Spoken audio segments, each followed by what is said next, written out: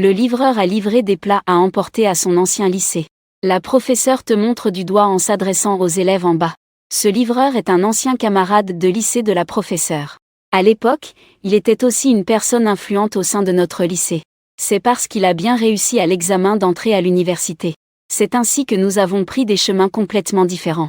Je n'ai donc plus besoin de souligner l'importance de l'examen d'entrée à l'université. Dès que ces mots furent prononcés, les élèves en dessous étaient alors captivés. La façon dont je te regarde devient très lumineuse. Il y avait du mépris. Il y avait de la surprise. Il y avait aussi de la tristesse. Tu te tenais à la porte avec une grande pile de thé au lait. C'était un peu gênant. La professeure esquissa un léger sourire. Apporte-t-elle sur le podium, s'il te plaît. Ça t'embête un peu, n'est-ce pas? Tu entres dans la classe. Tu déposes le thé au lait et t'apprêtes à partir. La professeure t'a de nouveau appelé. Tu ne me reconnais vraiment plus? Tu la regardes longtemps. Tu secoues toujours la tête. Sur le visage de la professeure, on a l'impression qu'un éclat de froideur a traversé. En un instant, elle a retrouvé son comportement habituel. Elle a dit d'une manière ni chaude ni froide. Si tu n'es pas occupé, attends-moi un moment devant l'école. J'ai quelque chose à te dire. Tu sors de l'école complètement perdu. Tu restes assis sur ton vélo électrique en attendant. Il est 9h30 du soir. Les élèves sortent peu à peu de l'école. Rapidement, il n'y a plus personne. Mais tu ne vois toujours pas l'ombre de cette professeure. Tu penses qu'elle n'a pas de raison de me vouloir. Mais il n'est pas possible de continuer à attendre sans fin. D'abord, tu es déterminé. Tu décides d'attendre encore 5 minutes. 5 minutes passent rapidement. Tu démarres ta voiture, plein de questions, prêt à rentrer chez toi. Et à ce moment-là, une voiture BMW argentée accélère soudainement. Elle arrive rapidement de derrière et te percute. Bien que le conducteur ait freiné à temps, en raison d'un manque de distance de freinage, l'avant de la BMW entre en collision avec ton vélo électrique. Il y a un contact intime à l'arrière de ta voiture. Tu es projeté au sol avec ton véhicule. Ton bras gauche frotte contre le sol rugueux. Une empreinte de neige s'est instantanément formée. Une douleur brûlante. Tu te relèves avec colère du sol. Tu as envie de donner un coup de pied pour éclater le phare de cette BMW. Mais tu te contenir immédiatement après. Tu t'exclames avec colère. Comment conduis-tu? Tu n'as pas Dieu? La BMW roule avec ses feux de route. C'est vraiment éblouissant. Tu ne peux même pas voir qui est assis au volant. Jusqu'à ce qu'elle ouvre la porte et sorte de la voiture. C'est alors que tu réalises que c'est celle qui a appelé ton nom en classe. La professeure qui a prononcé ton nom. Tu la fixais avec un froncement de sourcils. Tu es malade. Tu ne sais pas regarder la route en conduisant. La professeure ignore complètement ce que tu dis. Elle te regarde juste d'un air glacial. Mugeux. Tu n'étais pas si impressionnant avant? Comment se fait-il que tu te retrouves maintenant à livrer des plats à emporter? À ces mots, tu la regardes d'un air étrange. Je te connais. Tu es qui, au fait? Bien sûr que tu ne me connais pas. Tu as beaucoup de gens que tu as intimidés à l'époque. Un de plus ou de moins, ça ne change rien. Comment pourrais-je attirer ton attention? N'importe quoi. Ne fais pas de fausses accusations contre des gens bien. J'étais assez espiègle à l'école. Mais je n'intimidais jamais mes camarades de classe. Je ne te connais même pas. Tu en es sûr maintenant. Cette prof n'est pas une de vos camarades de classe. Peut-être que tu l'as vue à l'école. Mais elle n'est certainement pas dans ta classe. Sinon, tu t'en souviendrais. Tu désignes le scooter électrique tombé au sol. Parler de vieilles histoires ne sert à rien. Je ne parlerai pas des autres choses. Que diras-tu de le fait que tu as endommagé ma voiture? La prof te regarde. Tout à coup, elle sort une liasse de son sac. C'était environ 3 ou 4 000. Elle la jette négligemment par terre. Ça suffit pour acheter une nouvelle. Si tu n'es pas d'accord, tu peux appeler la police. Après avoir dit cela, elle s'est directement installée au volant de la BMW. Elle a appuyé sur l'accélérateur et est partie à toute vitesse.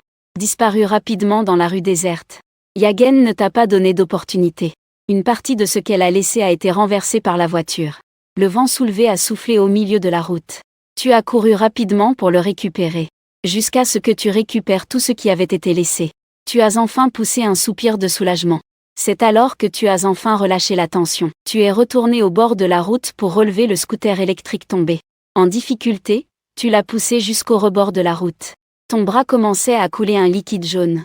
Tu as pris un morceau de papier pour le recouvrir. Assis sur le scooter électrique, tu as fumé. Après avoir terminé une cigarette. Tu as alors vérifié l'état des dommages sur le scooter. Le porte-vélo de la voiture était un peu déformé. De plus, la boîte de livraison avait été endommagée. Pas besoin de réparation. Ces 3 ou 4 000 yuan, c'était comme si je les avais récupérés gratuitement. En pensant cela, en continuant à penser cela, la frustration que tu ressentais a disparu. Mais tu étais toujours curieux de savoir qui était vraiment cette femme. Tu as commencé par dire que tu l'avais déjà intimidée. Es-tu celui qui a intimidé cette femme? N'est-ce pas une accusation fausse? Avec cette pensée, tu rentrais chez toi à scooter. Tu ne t'es même pas rendu compte qu'une voiture te suivait. Une berline noire de marque Volkswagen. Dans un ancien quartier résidentiel de la ville. Tu as garé ton scooter sous l'immeuble où tu loues. Tu te préparais à monter pour dormir. Soudain, une berline noire de marque Volkswagen a freiné brusquement à un carrefour. Le bruit des freins est très dur dans la nuit calme et sombre. Les lumières à détecteur de mouvement des immeubles voisins se sont allumées. Puis, quelques jeunes ont saisi des matraques et ont sauté de la voiture. Tu pensais qu'il y avait une bagarre qui allait éclater ici. Tu t'étais même arrêté pour regarder le spectacle. Mais finalement, après être sorti de la voiture, ces gens se sont précipités vers l'endroit où tu te tenais. On dirait que leur cible, c'était moi. Dès que tu vois que la situation n'est pas bonne, tu murmures une insulte. Tu te retournes et cours en haut. Tu cours d'un seul souffle jusqu'à la porte de la location. Tu sors rapidement tes clés pour ouvrir la porte. Mais tu n'as pas eu le temps de mettre la clé dans la serrure. Dans le couloir, des bruits de pas rapprochés se font entendre. Tu réalises que tu ne peux pas échapper à cela. Tu saisis rapidement le feu d'artifice à côté. Tu te retournes et fais face à ce groupe. Que voulez-vous? Je ne vous connais pas. Prendre l'argent des autres. Éviter le mal d'autrui. Le jeune homme à la tête du groupe, avec une coupe de cheveux courte, te fixe. Il crie avec autorité. Tu penses que tes mauvais actes passés peuvent être oubliés? Aujourd'hui, tu es tombé sur moi. Ta punition est arrivée. Après avoir dit cela, il ne perd pas de temps. Il demande des dents. Il se fâche. Il lève sa matraque et la balance vers toi. Tu lèves rapidement le feu d'artifice en défense. Après avoir bloqué le coup, tu le fais tourner immédiatement pour contrer. On n'entend qu'un bruit sec. Un extincteur en métal lui est violemment frappé au visage. Ce coup lui a fait voir des étoiles. Le sang a immédiatement coulé de son nez. Il était complètement désorienté. Quelques jeunes derrière lui l'ont rapidement soutenu. Dong, comment ça va? Ne t'inquiète pas pour moi. On s'attaque à lui ensemble. Il a brusquement repoussé ceux qui le soutenaient. Il a de nouveau levé sa matraque pour frapper. Cette fois-ci, son coup était beaucoup plus fort. Il est clairement devenu nerveux à cause de toi. S'il était seul, tu t'en sors comme si tu jouais. Mais maintenant, c'est 5 contre 1. Bien que tu aies utilisé l'extincteur contre lui et un autre. Les gars étaient couverts de bleu et de contusions. Mais toi aussi, tu as pris quelques bons coups. Tu as rapidement été vaincu. Projeté au sol par ces gars. Le jeune homme à la tête du groupe a posé un pied sur ton dos. Il cria d'un ton arrogant. Je pensais que tu étais vraiment fort. Si t'es capable, continue à faire le fier. Tu le fixes intensément. Je ne me souviens pas quand j'ai offensé cette bande. Soudain, tu restes figé. Tu réalises que sous la veste de ce type, il porte ce qui semble être le uniforme du lycée numéro 2. Ce n'est pas seulement lui. Ces jeunes semblent tous pareils. Retends bien cela. Quand on se mêle de choses, il faut tôt ou tard payer. Si tu ne signalises pas ce qui s'est passé aujourd'hui, on en reste là. Si tu oses aller porter plainte. Nous, les frères, savons nous débrouiller dans ce genre de situation. Essaie de voir si la prochaine fois ça sera aussi facile. Après avoir dit cela, il m'a donné 2 coups de pied. C'est alors que je touchai ma joue, tu méfiais. Il descendit en maugréant avec ses acolytes. J'entendis le bruit d'un véhicule qui démarre en bas. Tu te relèves enfin du sol. Assis sur les escaliers, tu allumes une cigarette. En fumant, elle sort son téléphone pour appeler la police, désespérée. Combien de temps? La professeure qui conduisait une BMW et a renversé ta trottinette électrique. Complètement perdue, tu es convoqué au poste. Elle t'a immédiatement repéré dans la pièce. Une expression de surprise se lit sur son visage. Tu te lèves brusquement de ta chaise, plein de colère. Tu commences à l'interroger. Tu trouves ça amusant, n'est-ce pas? Une fois, c'est suffisant. Ce n'est pas encore fini. La professeure soutient ton regard sans céder. Elle te fixe froidement pendant un moment. Mais elle ne t'adresse pas la parole. Elle demande directement au policier au téléphone ce qui se passe. Après que le policier a expliqué la situation, la professeure semble clairement étonnée. Puis elle secoue la tête. Je n'ai personne pour l'attaquer. Mais qu'une personne comme ça soit frappée est tout à fait normal. On ne peut que dire qu'il l'a bien mérité. Tu es furieux après avoir entendu cela. Que dis-tu? Tu oses agir mais tu n'oses pas l'admettre, n'est-ce pas? La professeure répond d'un air calme. Policier, c'est vrai. Point. Vous avez tous vu quel genre de personne il est.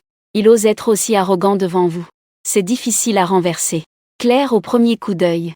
Le policier a tapé sur la table. Vous vous connaissez déjà. Connaître. Toi et la professeure avez répondu en même temps. Tu fronces les sourcils en la fixant. Parle avec honnêteté, veux-tu? Je ne sais même pas comment tu t'appelles. Es-tu sûr que je te connais? Tu ne me connais pas. Mais moi, je te connais. La professeure te lance un regard froid. Puis elle regarde à nouveau le policier à côté d'elle. Le policier, c'est vrai. Cette personne allait à la même école que moi. À l'époque, il était déjà très indiscipliné. Il a déjà frappé quelqu'un à l'école. Une fois, il a failli être expulsé pour s'être battu hors de l'école. Ces événements peuvent maintenant être vérifiés dans les dossiers. Je le trouve vraiment dégoûtant. Parce qu'il m'a déjà intimidé. Mais je n'ai vraiment personne pour l'attaquer aujourd'hui. Je peux garantir cela. Dès que ces mots ont été prononcés, tu n'as même pas eu le temps de te défendre. Un policier expérimenté assis devant l'ordinateur s'est soudainement retourné. Et t'a regardé, jeune homme. Tu t'appelles Mugeux, n'est-ce pas? Je me souviens de toi. Un élève de la classe de 13 au 2e collège. Que fais-tu maintenant? Tu ne peux t'empêcher de sourire gêné. En fait, dès que tu es entré, tu as reconnu ce policier expérimenté. Tu as déjà été attrapé par lui en te battant auparavant. Mais tu ne t'attendais pas à ce qu'après tant d'années. Il se rappelle encore de toi. Tu te grattes la tête. Je ne trouve pas de bon travail. Je livre des plats à emporter. Printemps. La professeure a crié avec mépris. Mais le policier expérimenté a sérieusement dit. C'est très bien. C'est aussi un travail respectable. Parmi ceux de ta promotion qui faisaient des bêtises comme toi, 2 d'entre eux sont déjà en prison depuis des années. Tant que tu ne commets pas d'infraction, il n'y a rien de mal à gagner sa vie avec ses mains. C'est toujours agréable d'entendre un vieux camarade parler. Cette prise de conscience est différente. Contrairement à certaines personnes, qui, sous l'apparence d'un enseignant, osent agir. Tu souriais en levant le pouce vers le policier expérimenté. En même temps, tu lançais un regard furieux à la professeure. La professeure faisait comme si elle ne voyait rien. Elle disait simplement. Je n'ai effectivement pas demandé à ce qu'on le frappe. Cette affaire ne me concerne pas. Vas-y, fais ton malin. Quand les policiers trouveront des preuves. Aujourd'hui, cette affaire ne sera pas la même. Qui a peur de qui? On voit qu'elle n'a pas peur de l'eau chaude. Tu répliquais avec un sourire moqueur. J'ai livré des plats à emporter pendant ces dernières années. Ne dites pas que c'est une offense. Même les avis négatifs sont rares. C'est juste parce que je suis assez sincère dans mon travail. Je ne crois pas qu'il y ait quelqu'un qui veut me châtier. À part toi. Écoute comme tu parles avec assurance. On dirait que ce n'est pas une accusation malveillante. La professeure finit par froncer les sourcils. Sur quoi te bases-tu pour dire que c'est une personne qui a frappé? Quel est ton fondement? La preuve, ce sont les gens sous ces manteaux. Ils portent tous des vêtements de votre école. Ça fait des années que je n'ai pas eu de contact avec des élèves. Oserais-tu dire que cette affaire n'a rien à voir avec toi? En entendant cela, le visage de la professeure change enfin.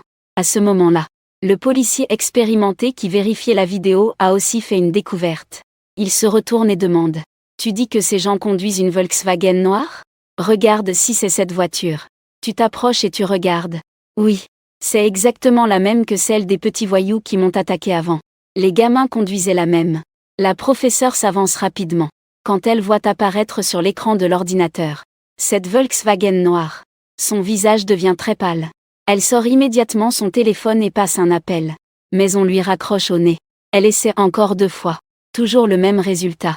Jusqu'à ce qu'elle compose le 4e numéro. C'est enfin une réponse. Bien que le haut-parleur ne soit pas activé. Mais comme c'est prêt, tu peux entendre un peu la voix de l'autre côté du téléphone. Une voix faible est venue de l'autre côté. Pourquoi appelais-tu si tard? Tu ne dors pas? Tu le reconnais immédiatement.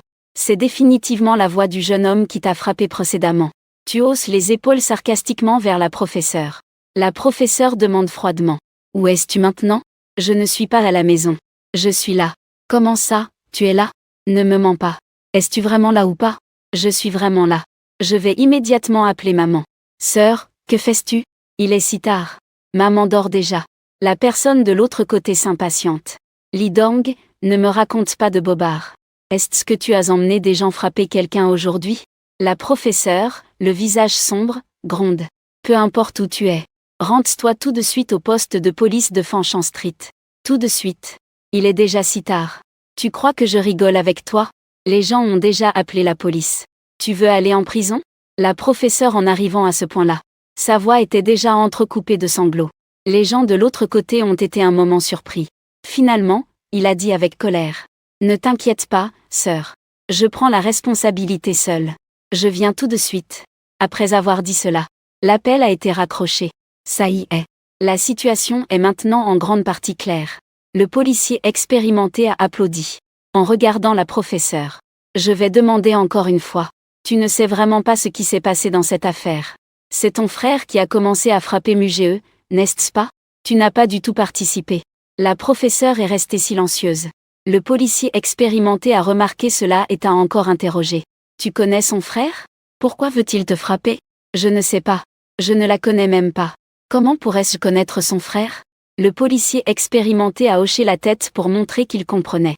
Après que les causes et les conséquences de toute cette affaire ont été en gros éclaircies, la professeure est restée silencieuse sur sa chaise. Mais ses sourcils froncés prouvaient déjà l'anxiété qu'elle ressentait en ce moment. Tu as bâillé. Tu n'avais même pas envie de continuer à te moquer. De toute façon, quand son frère arrivera, cette affaire se réglera d'une manière ou d'une autre. Peu de temps après, un jeune homme au visage tuméfié est arrivé au poste de police. Sœur, ce jeune homme était bien sûr le chef du groupe qui t'avait attaqué auparavant. C'était le chef de ceux qui t'avaient agressé. En entrant, il s'est timidement rapproché de la professeure. Avec un air de bon petit enfant. Sans la moindre arrogance qu'il avait quand il m'avait agressé avec ses amis. La professeure a vu les blessures sur son visage. Et s'est tournée vers toi en s'écriant avec colère. Que s'est-il passé? Qui a frappé qui? Demande à ton frère. Tu as répondu d'un ton neutre. Ton frère a vraiment du talent. Il sait déjà, à son jeune âge, rassembler des groupes. Il utilise des armes pour blesser les gens. Si je n'avais pas la peau dure et la chair épaisse. Aujourd'hui, peut-être que ton frère va directement amener des gens pour te frapper. Ils sont 5 contre moi. Tu regardes ce jeune homme. Il se moque. N'est-ce pas? Un frère de la mafia qui traîne dans le coin. Ce jeune homme me fixe avec intensité. Biao Kim montre clairement qu'elle n'est pas d'accord. Combien de complices as-tu encore? Faites-le tous venir au poste. Le policier de service a une attitude sérieuse. De nos jours, la lutte contre le crime organisé est devenue habituelle. Ce qu'il déteste le plus, ce sont des événements similaires. Si je ne voyais pas qu'il se comporte encore comme un vieux briscard. Je parie qu'à cette heure-ci, les menottes sont déjà mises. Chacun est responsable de ses actes. Cette affaire n'a rien à voir avec ma sœur. Et ça n'a rien à voir avec les autres non plus. Si vous voulez m'arrêter, allez-y. Le jeune homme s'y accroche. Il a directement tendu les deux mains. Et, ça marche.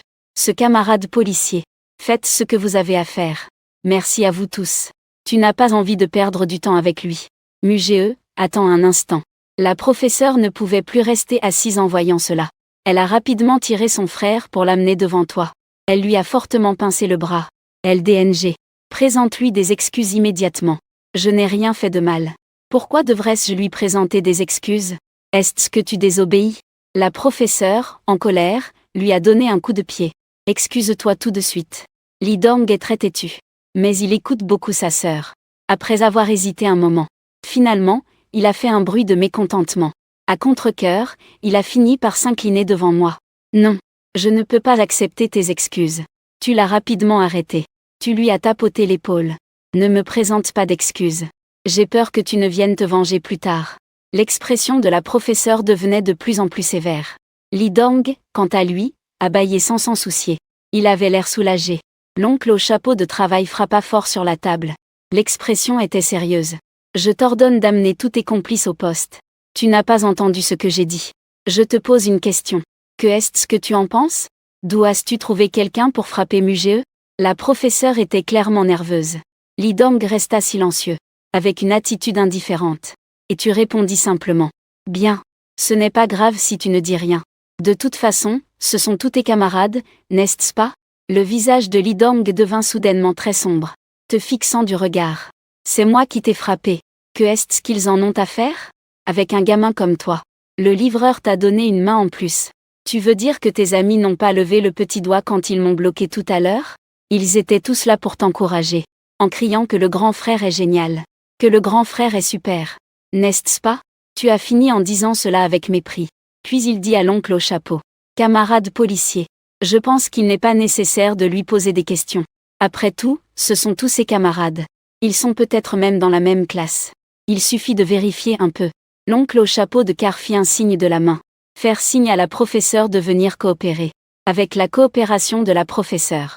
Bientôt, d'autres complices de Li Dong ont également été appelés au poste de police. Gao Ji, Wang Ping, Shen Ji, Liu Shanlin. Vous êtes quelques-uns, non? Osez faire n'importe quoi. Qui vous a donné le courage d'aider Li Dong à vous battre? La professeure tremblait de colère. On dirait qu'elle allait pleurer. Professeur Li, ne soyez pas en colère. Nous n'avons rien fait de mal. Nous avons simplement voulu vous défendre. Quelques gars étaient très têtus. Ils avaient la tête haute. Ils n'avaient aucune conscience d'avoir fait quelque chose de mal. Ils semblaient même se considérer comme des héros. Même leur regard envers toi était plein de mépris. Tu vois cette scène. Dans ton cœur, à part la colère, il y avait surtout de l'humiliation et de l'incompréhension. Cette femme dit que tu l'as intimidée quand elle était à l'école. Quoi qu'il en soit, tu ne peux pas reconnaître cela. Elle est si jeune et déjà si prometteuse. La situation familiale ne doit pas être mauvaise. Le harcèlement ne peut presque pas se produire. Chez les enfants issus de familles stables. Ce n'est pas que les harceleurs n'osent pas s'en prendre aux enfants de familles connues. Mais ce sont les enfants de ces familles qui sont confiants depuis leur jeune âge. Ils savent naviguer habilement dans les relations. Qui aurait envie de harceler quelqu'un comme cela? De plus, ces personnes sont souvent elles-mêmes des harceleurs. En général, les victimes de harcèlement proviennent souvent de familles monoparentales ou de familles avec des problèmes conjugaux. Ou bien ce sont des enfants laissés à l'écart, en surpoids, ou introvertis, avec des handicaps physiques, ou qui ne correspondent pas aux normes de beauté, etc. Parce que tu n'acceptes pas de te réconcilier. De plus, Li Dong et les autres ont tous plus de 18 ans. Cette nuit-là, ces jeunes qui t'ont attaqué ont tous été interpellés par le commissariat. Ce n'est pas que tu ne veuilles pas qu'ils te remboursent. C'est juste que tu es vraiment très en colère. Cette situation est vraiment déplorable. Le lendemain matin, tu vas livrer tes plats comme d'habitude. Je viens à peine de livrer quelques commandes. Tout à coup, je reçois un appel. C'est un numéro inconnu qui appelle. Tu décroches sans réfléchir. Bonjour. Livraison de plats à emporter Shenji. Une voix féminine agréable se fait entendre au téléphone. Avec un ton négociable. Muge, pourrions-nous nous rencontrer? Je suis Li Siyu, la sœur de Li Dong. Tu n'as pas regardé le numéro. Tu demandes, surpris. D'où as-tu eu mon numéro? Tu as besoin de moi pour quelque chose? Disons cela en personne. Tu devines sans doute ce qu'elle veut. Mais tu dis quand même. Je n'ai pas le temps en ce moment. Je dois livrer des plats à emporter. Contacte-moi plus tard. Après avoir dit cela, tu te prépares à raccrocher. Combien gagnais-tu par jour? Je te paierai pour aujourd'hui. Donne-moi l'endroit. Je vais venir te chercher en voiture. Tu lui envoies ta position. Puis, tu pousses la trottinette électrique et la garer à un emplacement proche. Peu de temps après, cette BMW argentée apparaît à nouveau. Elle entre dans ton champ de vision. L'avant de la BMW porte encore les marques de l'accident d'hier. L'impact qui a renversé ta trottinette électrique. Après que tu as regardé. Une colère inexplicable. Li Siyu te fait signe de monter dans la voiture. Va lui dire de descendre. Elle est obligée de chercher une place de parking pour garer la voiture d'abord. Une fois descendue, elle a montré le Starbucks dans le centre commercial derrière. En entrant dans le magasin, Li Siyu ne te demande même pas ce que tu veux boire. J'ai commandé directement 2 tasses de café. En te regardant alors que tu allais parler. Tu as alors pris les 1000 yuan qu'elle t'avait envoyés. Tu lui as renvoyé 820. Disant cela sous son regard interrogateur. Ne me considère pas comme un mendiant. Je gagne 180 par jour. Je te rends le reste. Ne dis pas que je cherche à économiser. Li Siyu est indifférente à ton comportement. Alors pourquoi as-tu pris ce que j'ai laissé tomber hier soir? C'était ta compensation à donner. Sinon, tu penses que lorsque j'étais au poste de police, pourquoi je ne mentionnerais pas le fait que tu m'as frappé avec ta voiture? Li Siyu fut stupéfaite. Puis elle acquiesce. Que est-ce qu'il y a? Pourquoi tu veux me voir? Tu devrais le savoir. Tu veux que je sois clément? Laisse ton frère tranquille. Ce n'est pas seulement mon frère. Et c'est quelques gamins avec lui. Li Siyu a soupiré en se pinçant les lèvres. Elle te regarde avec une demande dans les yeux. C'est le moment le plus crucial. S'ils arrivent maintenant, ces cas seront certainement classés. Tous ces efforts de toutes ces années. Ça serait du gâchis, non? Tu la regardes avec un sourire en coin. N'est-ce pas bien? De toute façon, il y a beaucoup d'étudiants maintenant, qui ne trouvent pas de travail après avoir gradué. Autant les faire sortir plus tôt pour travailler en usine. Ou livrer des plats à emporter. Li Siyu te regarde les sourcils froncés. Tu as déjà subi les conséquences de cette culture. Pourquoi devrions-nous en pâtir aussi? Ne trouvais-tu pas que c'est très étroit d'esprit? En entendant cela, tu es directement devenu furieux, puis amusé. Puis, Soudain, tu as changé d'expression. Si j'étais étroit d'esprit. L'accident d'hier où tu m'as percuté avec ta voiture. Ce ne serait pas si facile d'en parler. Chacun doit payer le prix de ses actes. Le comportement de ton frère. Je ne pense pas qu'il y ait un problème à le faire passer quelques jours en prison. Je vois que tu es fermement résolu. Le ton de l'ICU est redevenu plus doux. Elle a pris une gorgée de café. Elle a bu une gorgée de café. Alors, que dois-tu faire pour les laisser tranquilles cette fois-ci? Si tu veux une compensation plus importante. Ce n'est pas impossible à négocier. Je peux aller voir les parents de ces enfants pour trouver une solution ensemble. Il y a des méthodes appropriées pour gérer cela. Ce n'est pas forcément la seule option. Tu regardes cette jeune femme portant une chemise à col blanche. Avec un petit manteau en tweed. Elle boit son café avec élégance. Elle a l'air digne et belle. Une jeune enseignante qui ne porte pas la moindre poussière. Elle a souri d'un air léger. Ce n'est pas une idée à rejeter. Mais je pense que cette affaire n'a pas grand rapport avec ce qui s'est passé avant. Alors, que veux-tu? Sur le moment, elle n'a pas compris le sens de tes mots.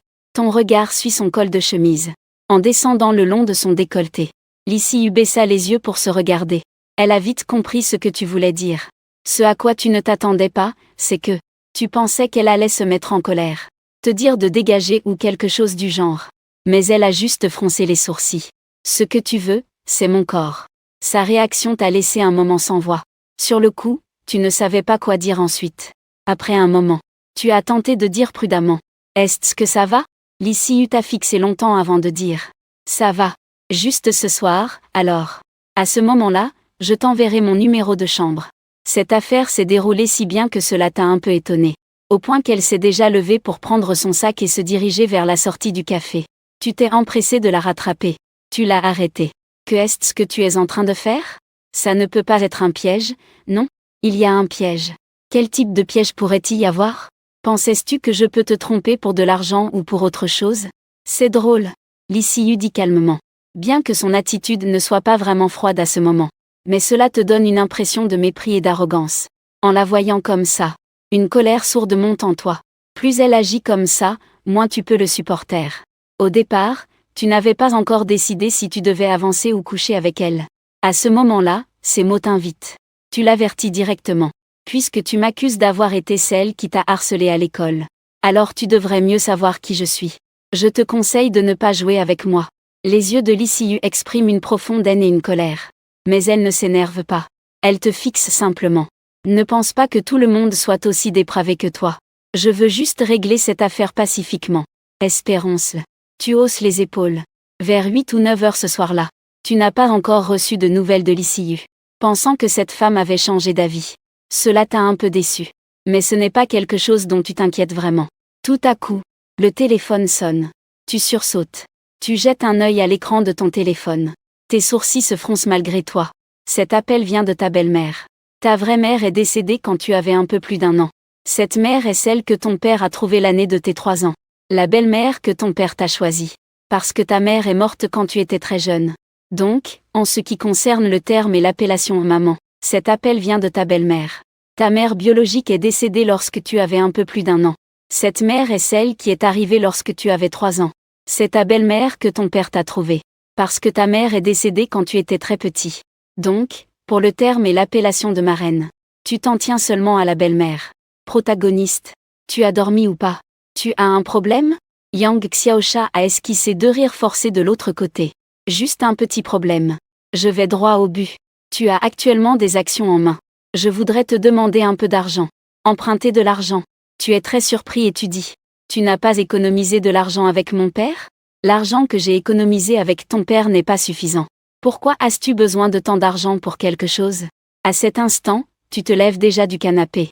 Ton frère vient de finir l'université, non? Il veut acheter un appartement en ville. Ton père et moi voulons rassembler un acompte pour qu'il puisse rembourser son prêt lui-même. Rassure-toi. Sa spécialité est facile à trouver un emploi. Je lui ai dit de te rembourser dès qu'il a de l'argent. En t'écoutant, tu fronces les sourcils. Pas encore exprimé. Yang Xiaofen a encore dit. Accueillir. La situation actuelle entre ton père et moi sera sûrement à toi à l'avenir. Je n'ai pas d'option. Emprunte à quelqu'un d'autre. Tu n'as pas d'autre choix, a-t-elle dit. Te voir refuser d'un coup. L'attitude de Yang Xiaofen a changé. Comment peux-tu être si avare, petit? Pour respirer ou? Je te demande juste de m'emprunter. Ce n'est pas comme si je ne te le rendais pas. Tu as simplement raccroché. Cette belle-mère ne compte pas vraiment. Après tout, elle ne t'a pas frappé souvent quand tu étais petit. Mais c'est tout ce qui compte. Dans ton souvenir. Quand elle n'avait pas encore d'enfant, elle ne te traitait pas bien. Une fois, ton père est parti en voyage d'affaires. Il n'y avait que vous deux à la maison. Elle sortait pour manger dehors dès qu'il était l'heure de manger. Peu importe ce que tu manges. Ça allait mieux quand tu étais à l'école. Tu pouvais manger à l'école. Mais dès que c'était le week-end, tu devais te contenter de jeûner. Plus tard, quand elle a eu ses propres enfants. Il n'est donc pas nécessaire de te le dire. Peu de temps après avoir raccroché, le téléphone de ton père a de nouveau sonné. Papa, tu oses encore m'appeler? Pensais-tu que Yang Xiaofen a raison? Mon enfant, as-tu de l'argent maintenant ou pas? Ton père est un peu honteux. Si tu en as, prête-les d'abord à ton frère, qu'en pensais-tu? Même s'il ne te le rembourse pas, je te le rembourserai sûrement. Ne t'inquiète pas de jeter de l'argent par les fenêtres. S'il veut acheter une maison, laisse-le l'acheter lui-même. Pourquoi devrais-je utiliser ton argent? Ce n'est pas pour acheter. C'est juste pour lui prêter un acompte. Yang Xiaofen a plusieurs sources de revenus. Son fils ne pourra pas rembourser son prêt immobilier. De toute façon, ça retombera sur toi. Tu es déjà à la retraite. Pensais-tu que ta petite pension soit suffisante pour assumer cela? Je n'ai pas non plus de maison ni de voiture. Tu lui as déjà acheté une voiture il y a quelque temps. Maintenant, il veut aussi acheter une maison. Et il vient encore me demander de l'argent. Que pensais-tu que je devrais penser? J'ai déjà 28 ans. Ces paroles ont laissé ton père sans voix. Il a poussé un long soupir. C'est papa qui te fait du tort. Il n'a pas traité équitablement. Ne parlons plus de cette affaire. Pose ton téléphone. Tu ressens une certaine pression intérieure. En toute franchise. Tu crois que depuis ton enfance, ton père vous traite, toi et ton frère, de manière équitable. La différence, c'est que la mère de ton frère est encore là. Elle peut toujours influencer son esprit, influencer sa volonté. Tandis que ta mère est décédée. Après un moment, tu as reçu un virement de 10 000 yuan. C'est ton père qui me l'a transféré. Fils, papa n'a que cette capacité. La voiture de ton frère, c'est ta tante qui a insisté pour l'acheter. Si tu n'as pas de voiture, tu trouves cela gênant. Reviens et prends la mienne pour conduire. De toute façon, je suis à la retraite et je ne travaille plus. Je n'utilise pas souvent la voiture. Cet argent est mon argent secret. Tu l'as pris discrètement. Ne laisse pas ta tante le savoir. En voyant ces paroles, ton nez s'est soudainement un peu enflammé. Il a remis l'argent en arrière. Après une nouvelle lutte intérieure, il a demandé « Combien il manque pour la compte ?» Ton père n'a pas répondu. Tu as encore passé un coup de téléphone. Tu as encore appelé. Combien il manque pour la compte? Ce n'est pas beaucoup. Entrez dans la situation. Le téléphone de Yang Kang dit avec impatience. Prends le temps de le prêter à ton frère d'abord.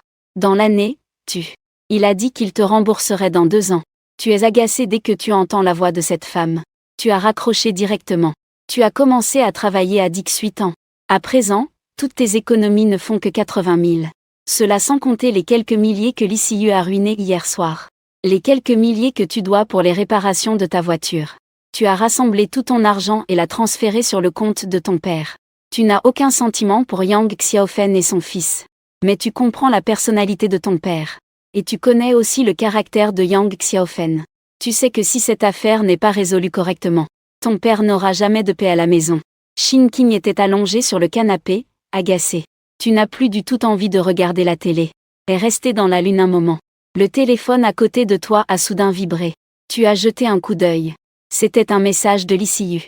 Magasin de Yagoju. 308. En voyant le contenu du message. Tu n'as toujours pas bougé. Après un moment. Le téléphone de l'ICU a sonné. Tu ne voulais pas répondre. Mais elle a appelé plusieurs fois. Le téléphone vibrait, te rendant agité. Tu as répondu au téléphone. Avec un ton désagréable. Tu es malade, hein? Elle appelle directement. L'ICU a été prise au dépourvu. Puis elle a dit avec un léger sarcasme. Tu es vraiment étrange. C'est toi qui as proposé de résoudre le problème de cette manière. Que est-ce qui se passe? Tu regrettes maintenant? Ou est-ce que tu es YWM? Tu pensais à cela mais ton corps ne le permettait pas. Tu n'avais pas envie de discuter avec elle. Tu as simplement raccroché. Tu as éteint ton téléphone. En ce moment, tu voulais juste être seul et au calme. Après un certain temps, sans savoir combien. Soudain, on frappa à la porte. Tu as regardé la porte avec surprise. Curieux de savoir qui pourrait venir me voir à cette heure. Est-ce le propriétaire? Mais le jour de la collecte des loyers n'est pas encore arrivé. Tu t'apprêtais à demander qui c'était. Une voix d'une grande charme féminin s'est déjà fait entendre dehors. Mugé. C'est moi, Zheng Xu. Ouvre la porte. Ta respiration s'est suspendue un instant. La voix venant de l'extérieur était quelque peu étrangère. Mais elle semblait étrangement familière à vos oreilles. Y a-t-il quelqu'un? Zheng Xu a de nouveau posé la question. Tu t'es essuyé le visage. Tu as repris un peu de sérénité après le tumulte intérieur. C'est alors que tu es allé ouvrir la porte. Zheng Xu se tenait dans le couloir, vêtue d'une tenue élevée noire. Froid et noble. Pendant ces années-là, elle avait toujours les cheveux coupés au carré. Propre et soignée. À ce moment-là, elle avait les cheveux longs jusqu'aux épaules. Elle paraissait encore plus éblouissante que dans tes souvenirs. Et elle avait une certaine assurance. Sa tenue élevée, ses chaussures Chanel, talons hauts et le dernier collier Cartier autour du cou. Il y a aussi cette montre à ton poignet que tu ne reconnais pas du tout. Toutes les montres de la marque brillent de mille feux. Cela donne l'impression que tout son être est enveloppé dans une aura scintillante. Cela rend les gens un peu anxieux. Tu ne peux qu'essayer de rester impassible. Zheng Xu me fixe. Après un moment, elle murmure. Je pensais que tu avais déménagé. Que est-ce qui t'amène ici? Une réunion inattendue. Tu voulais probablement être poli. Pourtant, les mots sont là sur le bout de mes lèvres, mais je n'arrive pas à les prononcer. Je soupire intérieurement. Suo Xing évite de la regarder. Tu as besoin de quelque chose? Si ce n'est pas urgent, tu ne comptes pas m'inviter à entrer un moment? Entre donc. Tu te décales pour me laisser passer. Après que Zheng Xu soit entrée dans la maison, elle observe naturellement l'intérieur et l'extérieur du salon. Quand son regard tombe sur les grues en papier colorés accrochées dans le salon, ses yeux s'écarquillent. Elle semble surprise. Puis, elle s'assoit lentement sur le canapé. Veux-tu une boisson? Pourrais-tu me servir un verre d'eau? Tu es allé chercher un verre d'eau tiède au distributeur. Zheng Xu a pris une gorgée. Puis elle a reposé le verre. Elle regardait silencieusement le casque de livraison sur la table basse. Tu ne sais pas pourquoi elle est venue te voir. Mais vu son attitude, ce n'est sûrement pas pour te demander de l'argent. Après un moment d'hésitation, tu as demandé. Comment ça va ces derniers temps? Elle n'a pas répondu. Tu te sens un peu mal à l'aise. Tu poses la question. Ces 2 dernières années, j'ai entendu dire que... je viens de revenir. J'étudie le design de mode. Oui. Alors félicitations. Que est-ce qu'il y a de si réjouissant? N'est-ce pas une bonne nouvelle que de réaliser son rêve? Aller en Italie pour étudier le design de mode a toujours été le rêve de Zheng Xu. Mais pendant ces années où elle était avec toi, ce rêve ne pouvait rester qu'un rêve. Parce que tu ne pouvais pas te permettre les frais d'études à l'étranger. Et les conditions familiales de son côté étaient aussi assez ordinaires. La raison pour laquelle vous vous êtes séparés il y a 3 ans, c'était à cause de la pauvreté. À cette époque, elle travaillait dans une boulangerie à Guangzhou. Elle ne gagnait que 5000 yuan par mois. Tandis que toi, tu étais sans emploi. Vous aviez un petit chien nommé Goudoudou. C'était un gros caniche. Il a été ramassé par un livreur de nourriture dans une poubelle. Elle l'a emmené avec elle quand elle est allée à Guangzhou. Mais peu de temps après, un jour, en rentrant du travail, elle a découvert que Goudoudou avait disparu. Elle a cherché partout. Elle est même allée au poste de police pour vérifier les caméras de surveillance. Mais elle ne pouvait pas le retrouver. Elle t'a appelé en pleurant. Elle espérait que tu prendrais le train pour venir l'aider à chercher. Mais à l'époque, tu n'avais pas un sou en poche. Elle t'a envoyé 500 yuan pour que tu puisses acheter un billet. Tu as trouvé le trajet de plus de 20 heures en siège dur très pénible. Alors tu as acheté un billet en couchette dure. En réalité, le prix n'était que légèrement supérieur à 100 yuan. Cependant, ce geste, pour une raison inconnue, l'a directement mise en colère. Elle s'est mise à te crier dessus au téléphone. Plus de nouvelles. Plusieurs années de relation. Mais vous avez finalement décidé de vous séparer par téléphone. Au début, tu ne comprenais pas son comportement. Tu pensais qu'elle était irrationnelle. Elle s'emportait pour des broutilles. Elle a même décidé unilatéralement de mettre fin à une relation si longue. Avec l'âge. Ces dernières années, tu as progressivement compris. À cette époque, elle se retrouvait chaque jour dans un appartement en ruine dans un village urbain. Avec un revenu bas, sans avenir ni espoir, la seule source réconfortante, j'ai eu Doudou, c'est aussi perdu. Son petit ami était aussi un bon à rien. Un individu sans emploi. Même pas capable d'acheter un billet de train. Elle se sentait perdue, en colère et désespérée. Car à cause de sa beauté, elle ne devrait pas vivre une vie aussi difficile. Dans ton esprit, apparaît ce petit chien adorable et dodu. Tu ne peux t'empêcher de demander. Est-ce que j'ai eu Doudou a été retrouvé plus tard? Zheng Xu resta perplexe. Non. Ce matin-là, c'était la dernière fois que je le voyais. J'espère qu'il va bien maintenant. Au mieux, qu'il soit adopté par quelqu'un de bien, qui vit la vie d'un enfant gâté. Zheng-Xu resta silencieuse un moment. Puis, elle prit soudainement une profonde inspiration. Elle te regarda fixement. À l'époque, je t'ai parlé de la rupture au téléphone. Pourquoi n'es-tu pas venu me chercher à Guangzhou? Tu parus surpris. En plaisantant à moitié, tu as dit. Je n'avais pas d'amis. À ce moment-là, je ne pouvais pas me permettre un billet de train pour Guangzhou. Tu le sais. Ce n'est pas une excuse. Zheng-Xu regarda froidement par la fenêtre. Elle remit en place une mèche de cheveux qui tombait sur son front. En fait, à l'époque, nous n'avions pas de véritable conflit précis. Je ne sais pas comment nous en sommes arrivés là. Moi non plus, je ne sais pas pourquoi. Peut-être que la déception s'est accumulée jour après jour. Tu allumas une cigarette. Tu regardas Zheng-Xu. Juste au moment où tu pensais éteindre la cigarette. Elle dit alors. Si tu veux fumer, fume. Tu as beaucoup changé. Tu sembles un peu ému. Avant, tu ne me laissais pas fumer devant toi. Même si je n'aime pas que quelqu'un fume à côté de moi. Cela ne peut jamais être évité quand on est dehors. Après, il n'y avait plus qu'à s'y habituer. À l'étranger, il n'est pas interdit de fumer en public, selon les pays et les régions. Tu as hoché la tête. Tu lui as demandé à nouveau. Alors quoi? Tu es venu me voir sans autre raison. En réalité, je voulais juste te voir. Ces mots t'ont laissé sans voix. Ces 3 dernières années, tu n'as pas bien vécu. Ce n'est pas parce que tu n'as pas de partenaire, mais parce que tu te sens souvent seul. Cela doit être l'état général de la plupart des hommes célibataires de 25 ans. C'est la situation courante des hommes célibataires de cet âge. À cet âge, si tes propres conditions ne sont pas très bonnes, tu réaliseras que le lien avec ce monde devient de plus en plus faible. Que ce soit avec des femmes ou des amis, tes interactions deviendront de plus en plus rares. Quand les vagues de la jeunesse s'évanouissent, l'âge avance. Ne parle pas de sortir avec quelqu'un. Tout le monde ne cherche même plus d'amis parmi les pauvres. Tu n'as toujours pas déménagé de cet appartement en location. En plus du loyer bon marché. La raison plus importante est que, elle a vécu ici avec toi, pendant une longue période. Beaucoup de choses dans cette maison, y compris les peintures murales dans la chambre.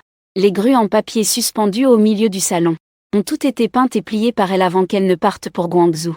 Vivre ici, c'est comme vivre dans un temps révolu.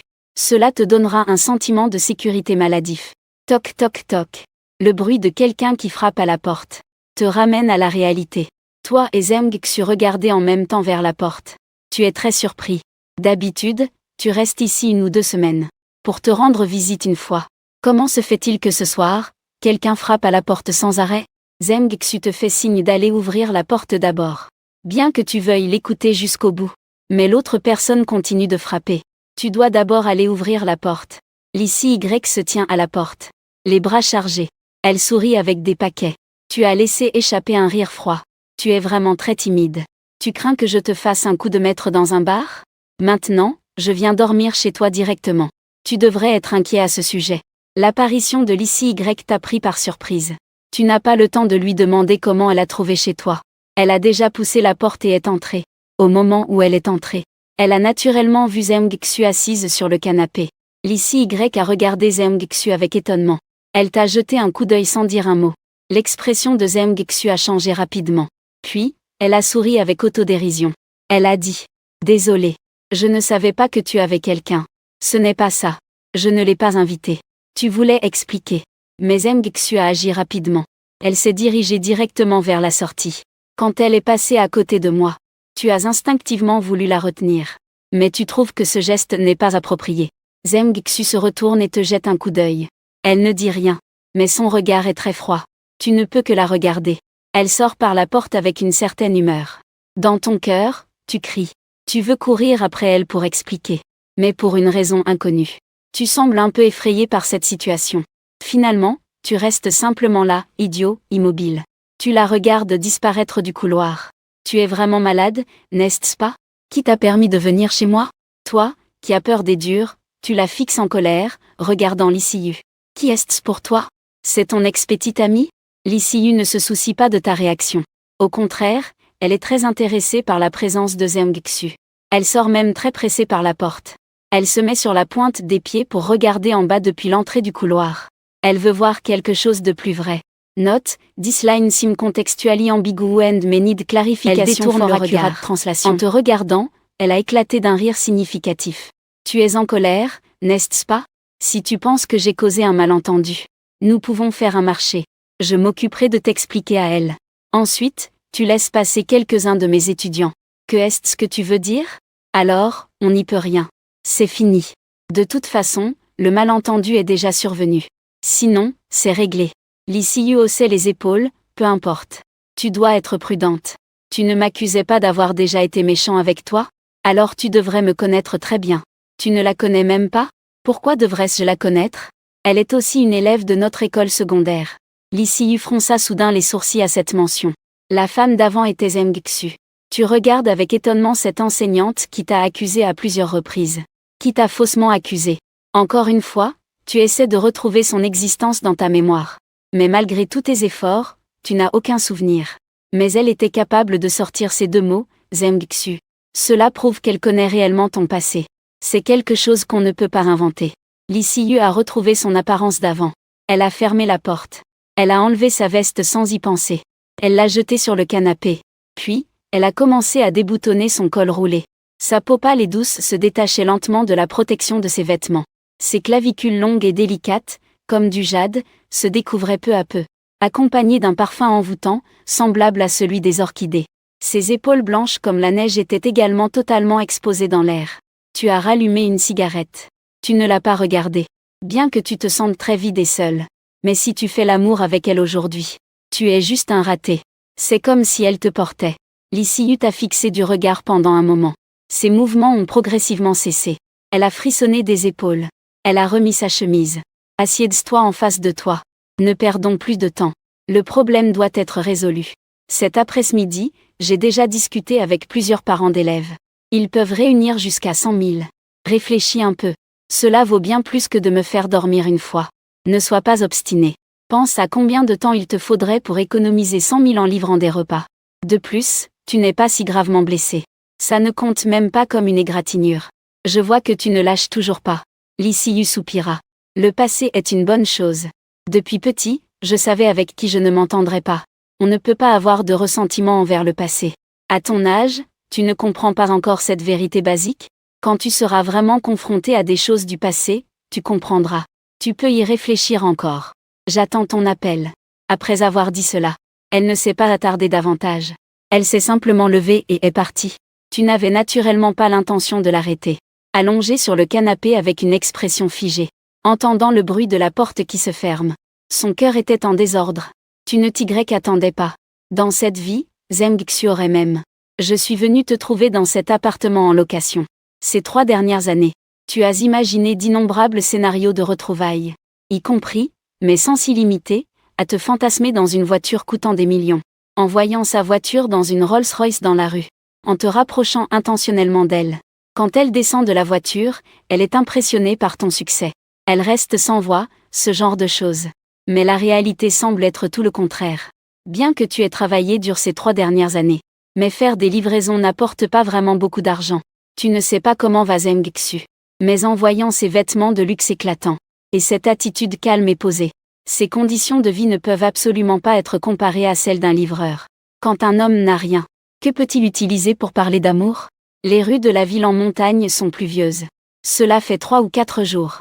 Cependant, la pluie n'est pas forte. De plus, mon porte-monnaie est complètement vide. Tu n'as pas d'excuse pour paresser. Au poste de police, il te demande si tu souhaites poursuivre quelques étudiants. Tu es encore hésitant. Tu ne veux pas trop en faire. Quand cela s'est produit, tu étais en effet très en colère. Mais maintenant, tu es moins en colère. Bien sûr, tu n'as pas tout de suite relâché la pression. Il faut quand même que ces quelques étudiants sachent à quoi s'en tenir. 100 000 yuan, c'est tentant. Mais tu as des bras et des jambes. Tu sais que tu peux gagner ta vie. Après ta rupture avec Zemgxu, tu n'as plus osé être paresseux. Tu penses que la raison pour laquelle Zemgxu est parti, en dehors de la pauvreté, c'est probablement à cause de toi. Ta paresse et ton inaction à long terme. C'est même plus terrifiant que d'être pauvre. Ainsi, pendant 3 ans, tu n'as pas osé te laisser aller. Tu as peur que des choses similaires se reproduisent à l'avenir. Une semaine s'est écoulée depuis l'incident. Avant de commencer cette journée de travail, tu es allé au poste de police pour retirer ta plainte. Peu après, tu as reçu un appel de Lissiu. Au téléphone. Sa voix était pleine de surprise. Tu ne poursuis plus. Après avoir reçu ta réponse affirmative. Elle a eu un long silence. Et ensuite, Elle t'a parlé d'un ton qu'elle n'avait jamais utilisé auparavant. Pour être honnête, j'étais assez surpris. Je pensais que tu allais extorquer une grosse somme d'argent. Un cœur mesquin. Va-t'en. Lissiu t'a arrêté. Elle a ri légèrement. Quoi qu'il en soit, merci d'avoir retiré l'affaire. Sinon, ces enfants auraient vraiment été ruinés. Je te remercie au nom de mon frère et de mes élèves. Elle a acquiescé. Tu as raccroché de manière très classe. Je me demande quelle expression a Lissiu au téléphone. Tu as l'impression que tu as bien géré cette affaire. Mais ce soir-là, à peine rentré chez toi, il s'est passé quelque chose qui t'a mis dans tous tes états. Un problème sans solution. Cela t'a aussi fait réaliser vraiment l'importance de l'argent dans cette société. Auparavant, tu le savais juste. Mais tu n'avais pas d'expérience personnelle. La version que Muyang t'a racontée est que papa s'est saoulé en buvant avec des amis. En rentrant, il a soudainement eu un AVC. Il est actuellement en train d'être sauvé à l'hôpital. Lui et sa mère sont à ses côtés. Et ce que Yang Xiaofen te dit, c'est que ton père s'est saoulé avec des amis. En rentrant, il s'est disputé avec le nouveau voisin d'en face. Ils se sont poussés et frottés un peu. Que est-ce qui se passe? Puis, un peu plus d'une demi-heure plus tard, il a soudainement fait un AVC. Il est actuellement en train d'être sauvé à l'hôpital. Elle et Muyang sont à ses côtés. Tu ne sais pas pourquoi les deux personnes disent des choses différentes. Mais peu importe quelle version c'est. Au moins une chose est certaine. Ton père a eu un accident. Tu es glacé et tu appelles ton père. La personne qui a répondu au téléphone est toujours Yang Xiaofen. Elle crie à l'autre bout du fil. N'est-ce pas qu'on t'a déjà dit? Dépêche-toi de venir aux urgences de l'hôpital. Ton père ne sait même pas s'il va survivre. Tu trembles en tenant ton téléphone pendant quelques secondes. Tu commences à te calmer progressivement. Tu s'es précipité hors de la maison. Tu as commandé une voiture via une application au bord de la rue, devant le vieux quartier résidentiel. En attendant la voiture, le vent a commencé à souffler fort dans la rue. Tu as levé les yeux vers le ciel sombre. On dirait qu'il va encore pleuvoir. Moins d'une heure plus tard, tu es arrivé en hâte devant la salle des urgences de l'hôpital. Yang Xiaofen et Muyang étaient là.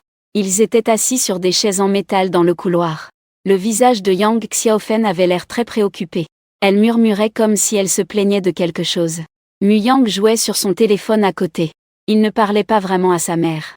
Il ne faisait que bâiller de temps en temps, en entendant des pas. Les deux ont levé la tête en même temps.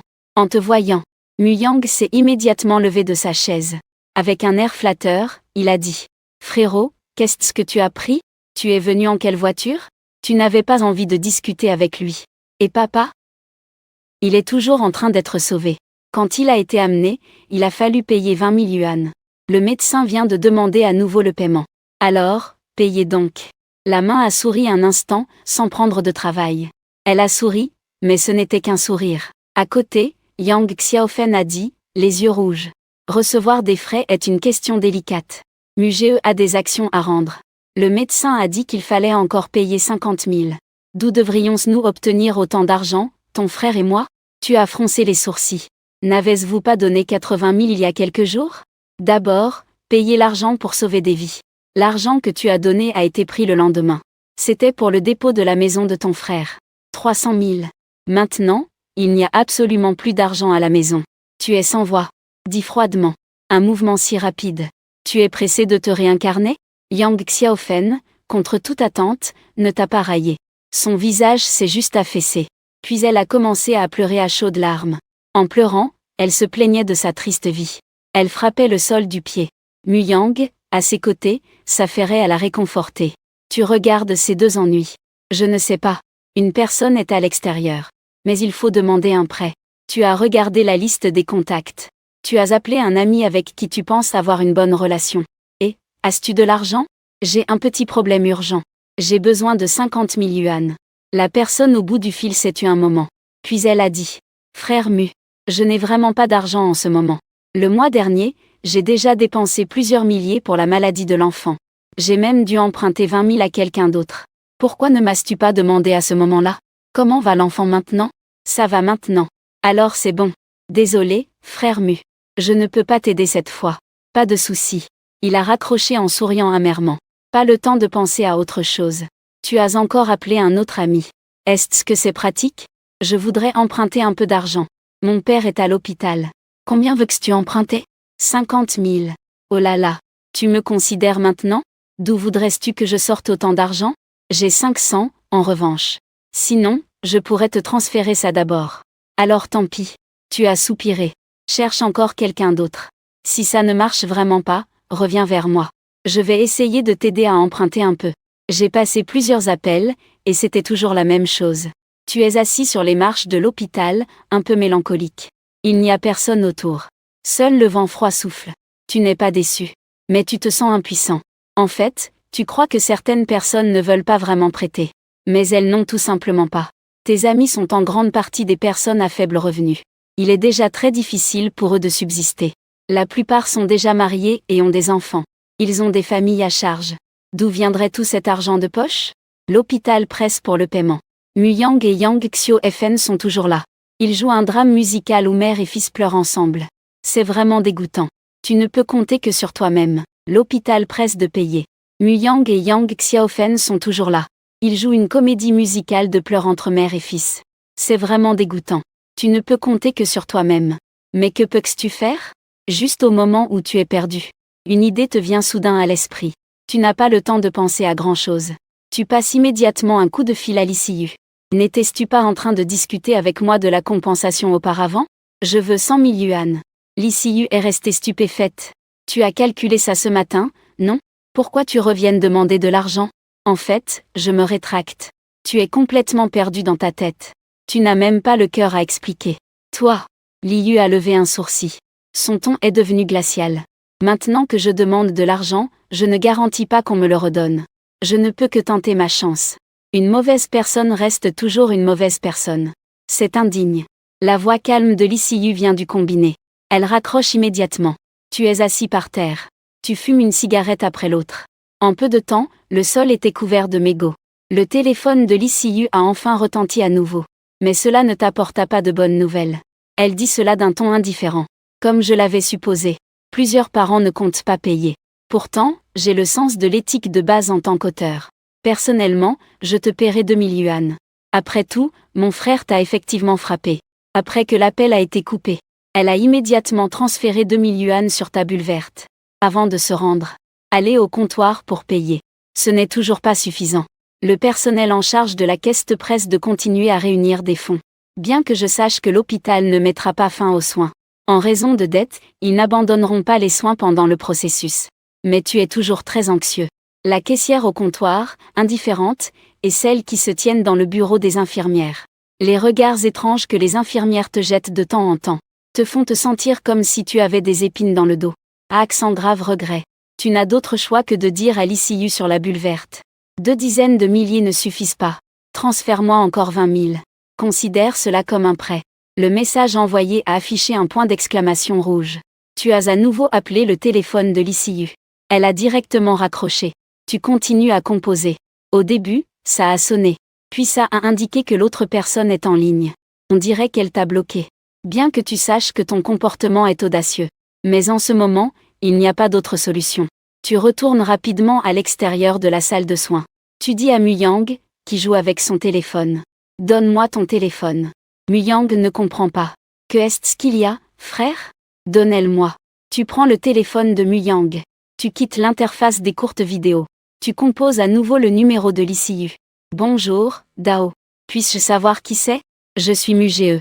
Une fois l'appel connecté, tu expliques immédiatement la raison pour laquelle tu as besoin d'elle. Je ne veux pas l'extorquer. Je n'ai pas d'autres options maintenant. Je peux écrire une reconnaissance de dette si besoin. Il y a eu un silence de l'autre côté. La voix froide de l'ICU se fait entendre. Est-ce vrai ou faux? Je te préviens de ne pas me mentir. Tu crois que je suis ton fils pour te tromper. Je ne crois toujours pas. À moins que je ne le voie de mes propres yeux. Dans quel hôpital es-tu?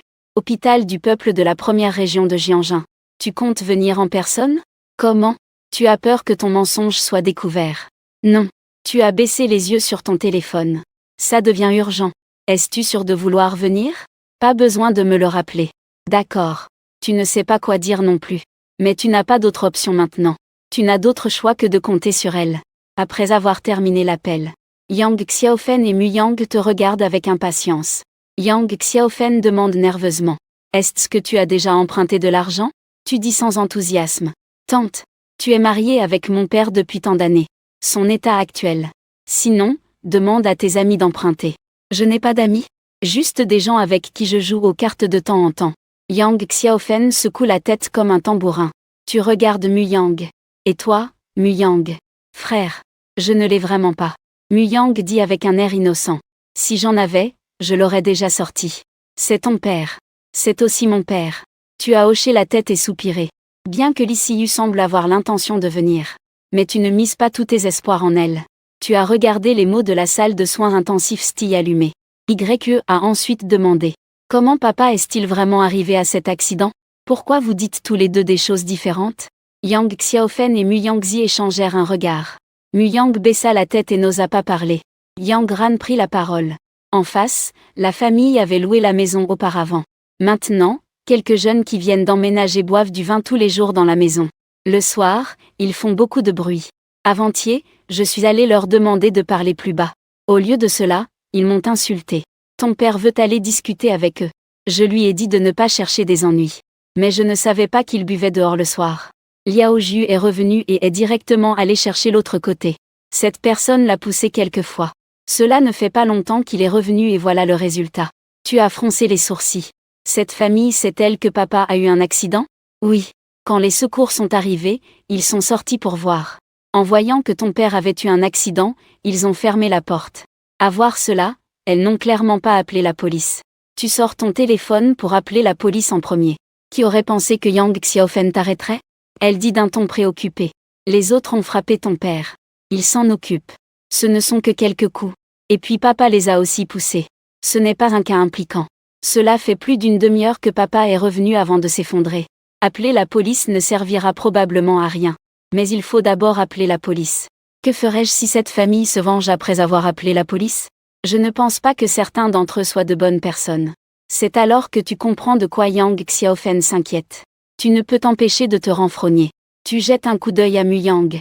Alors, pourquoi m'as-tu menti? Muyang a dit avec embarras. Ma mère avait raison. Cette famille ne semble pas être de bonnes personnes. Je n'ai pas osé aller voir en face. Je pensais en parler quand tu serais de retour. Tu veux vraiment dire les mots déchets. Mais finalement, tu as réussi à te retenir. J'ai d'abord appelé le camarade oncle Chapeau pour lui parler de la situation. Je prévoyais d'attendre que ton père soit hors de danger avant de m'en occuper. Tu regardes la salle d'urgence. Je pense. Ils réussiront à le sauver. Environ une demi-heure s'est écoulée. Ton téléphone a sonné. Tu regardes le numéro affiché. Tu réponds au téléphone en marchant vers l'entrée de l'hôpital. Je vois ta voiture. Je suis juste ici à l'entrée. Li Siyu a fait un joli dérapage. Elle a garé la voiture dans une place de parking. Elle a coupé le moteur. Elle portait un long pyjama rose. Des chaussons. On dirait qu'elle est venue directement après s'être levée de son lit. J'espère que tu ne m'as pas menti. Li Siyu est passée à côté de toi et a dit froidement. Elle a ensuite marché vers le service des urgences. Tu n'as pas expliqué non plus. Tu te contentais de suivre derrière. Belle fille. Je vais demander un peu. Elle a posé quelques questions au personnel à l'accueil des urgences. De temps en temps, elle pointe du doigt de ton côté. Situation tendue. Elle s'est retournée pour te regarder. Dans son regard, il n'y avait plus cette froideur d'avant. Mais elle n'avait pas un bon visage non plus. Degré de force. Il reste encore 30 000 à payer. Mais il est difficile de dire si la suite sera suffisante. Alors, que prévois-tu de faire? Je ne sais pas. Si cela ne fonctionne pas, emprunte d'abord un peu d'argent privé. Tu lui as jeté un coup d'œil. J'ai dit la vérité. Bien qu'elle soit déjà là. Mais tu sais très bien qu'elle n'a aucune obligation d'aider ou de raison. Si ce n'était pas un cas désespéré, tu ne l'aurais jamais trouvé. Qu'elle se déplace spécialement ici en pleine nuit. Cette situation est déjà très incroyable. Prêt à taux d'intérêt élevé. Elle a demandé avec intérêt. Tu as hoché la tête. Cela pourrait être bien. Emprunter et ne pas pouvoir rembourser. Et puis être frappé tous les jours. Finalement, ils couperont les mains et les pieds. Li Siyu a souri légèrement. Tu ne sais pas quel genre de choses elle dit. Si c'était en temps normal, tu réagirais sûrement tout de suite. Mais maintenant, elle est à bouée de sauvetage. Tu restes silencieux. Peu importe ce qu'elle dit. Te voyant sans réponse. Li Siyu regarde à nouveau un peu plus loin. Elle regarde avec prudence Yang Xiaofen et Muyang ici. C'est un membre de ta famille. On peut dire ça. Ça t'agace qu'elle pose ces questions. Mais tu n'as d'autre choix que de répondre. Ce n'est pas de ma propre chair. C'est ma tante. L'autre est l'enfant qu'elle a. Et ta vraie mère? Ta vraie mère? Li Siyu reste un instant figée. Elle pense peut-être que continuer à poser des questions n'a pas de sens. Elle commence alors à se lever, en te demandant « Si je te prête de l'argent, combien de temps te faudra-t-il pour me rembourser ? En livrant des repas, je peux gagner 6 000 par mois. En enlevant le loyer et les dépenses quotidiennes, chaque mois, je peux presque te rembourser 4 000. Je te rembourserai 5 000 chaque mois. Je peux livrer plus de commandes chaque jour par la suite. Eh bien, écrivons un billet. » Lissiu dit avec un visage calme. En voyant qu'elle était prête à prêter de l'argent, tu as légèrement soupiré de soulagement. Tu as immédiatement demandé du papier et un stylo au personnel de l'accueil des urgences. Tu lui as écrit un billet de près de 10 000 yuan en face d'elle. Paiement échelonné. Les deux parties ont signé. Lissiu a rangé le billet. Elle t'a remis le billet. Elle a fait un signe de tête à Yang Xiaofen et Mu Yang a légèrement hoché la tête. Puis, avec un visage froid, elle t'a dit « Souviens-toi que tu dois rembourser chaque mois. Sinon, je ferai venir un agent de recouvrement. » Tu es un peu stupéfait. Puis, tu as esquissé un sourire amer. « Ne t'inquiète pas. Je m'en vais. Je souhaite que ton père sorte rapidement de la période critique. » Lissiu a dit cela d'un ton indifférent. Elle se dirigea vers la porte. Tu l'as accompagnée quelques pas dehors. Merci. Fais attention en conduisant. Sinon, trouve un hôtel à proximité pour passer la nuit. Il est tard maintenant. Quel bavardage. Lissiu se tourna et te lança un regard. Ensuite, elle s'est rapidement dirigée vers sa BMW. Puis, elle a disparu rapidement dans la nuit. Tu t'es touché le nez.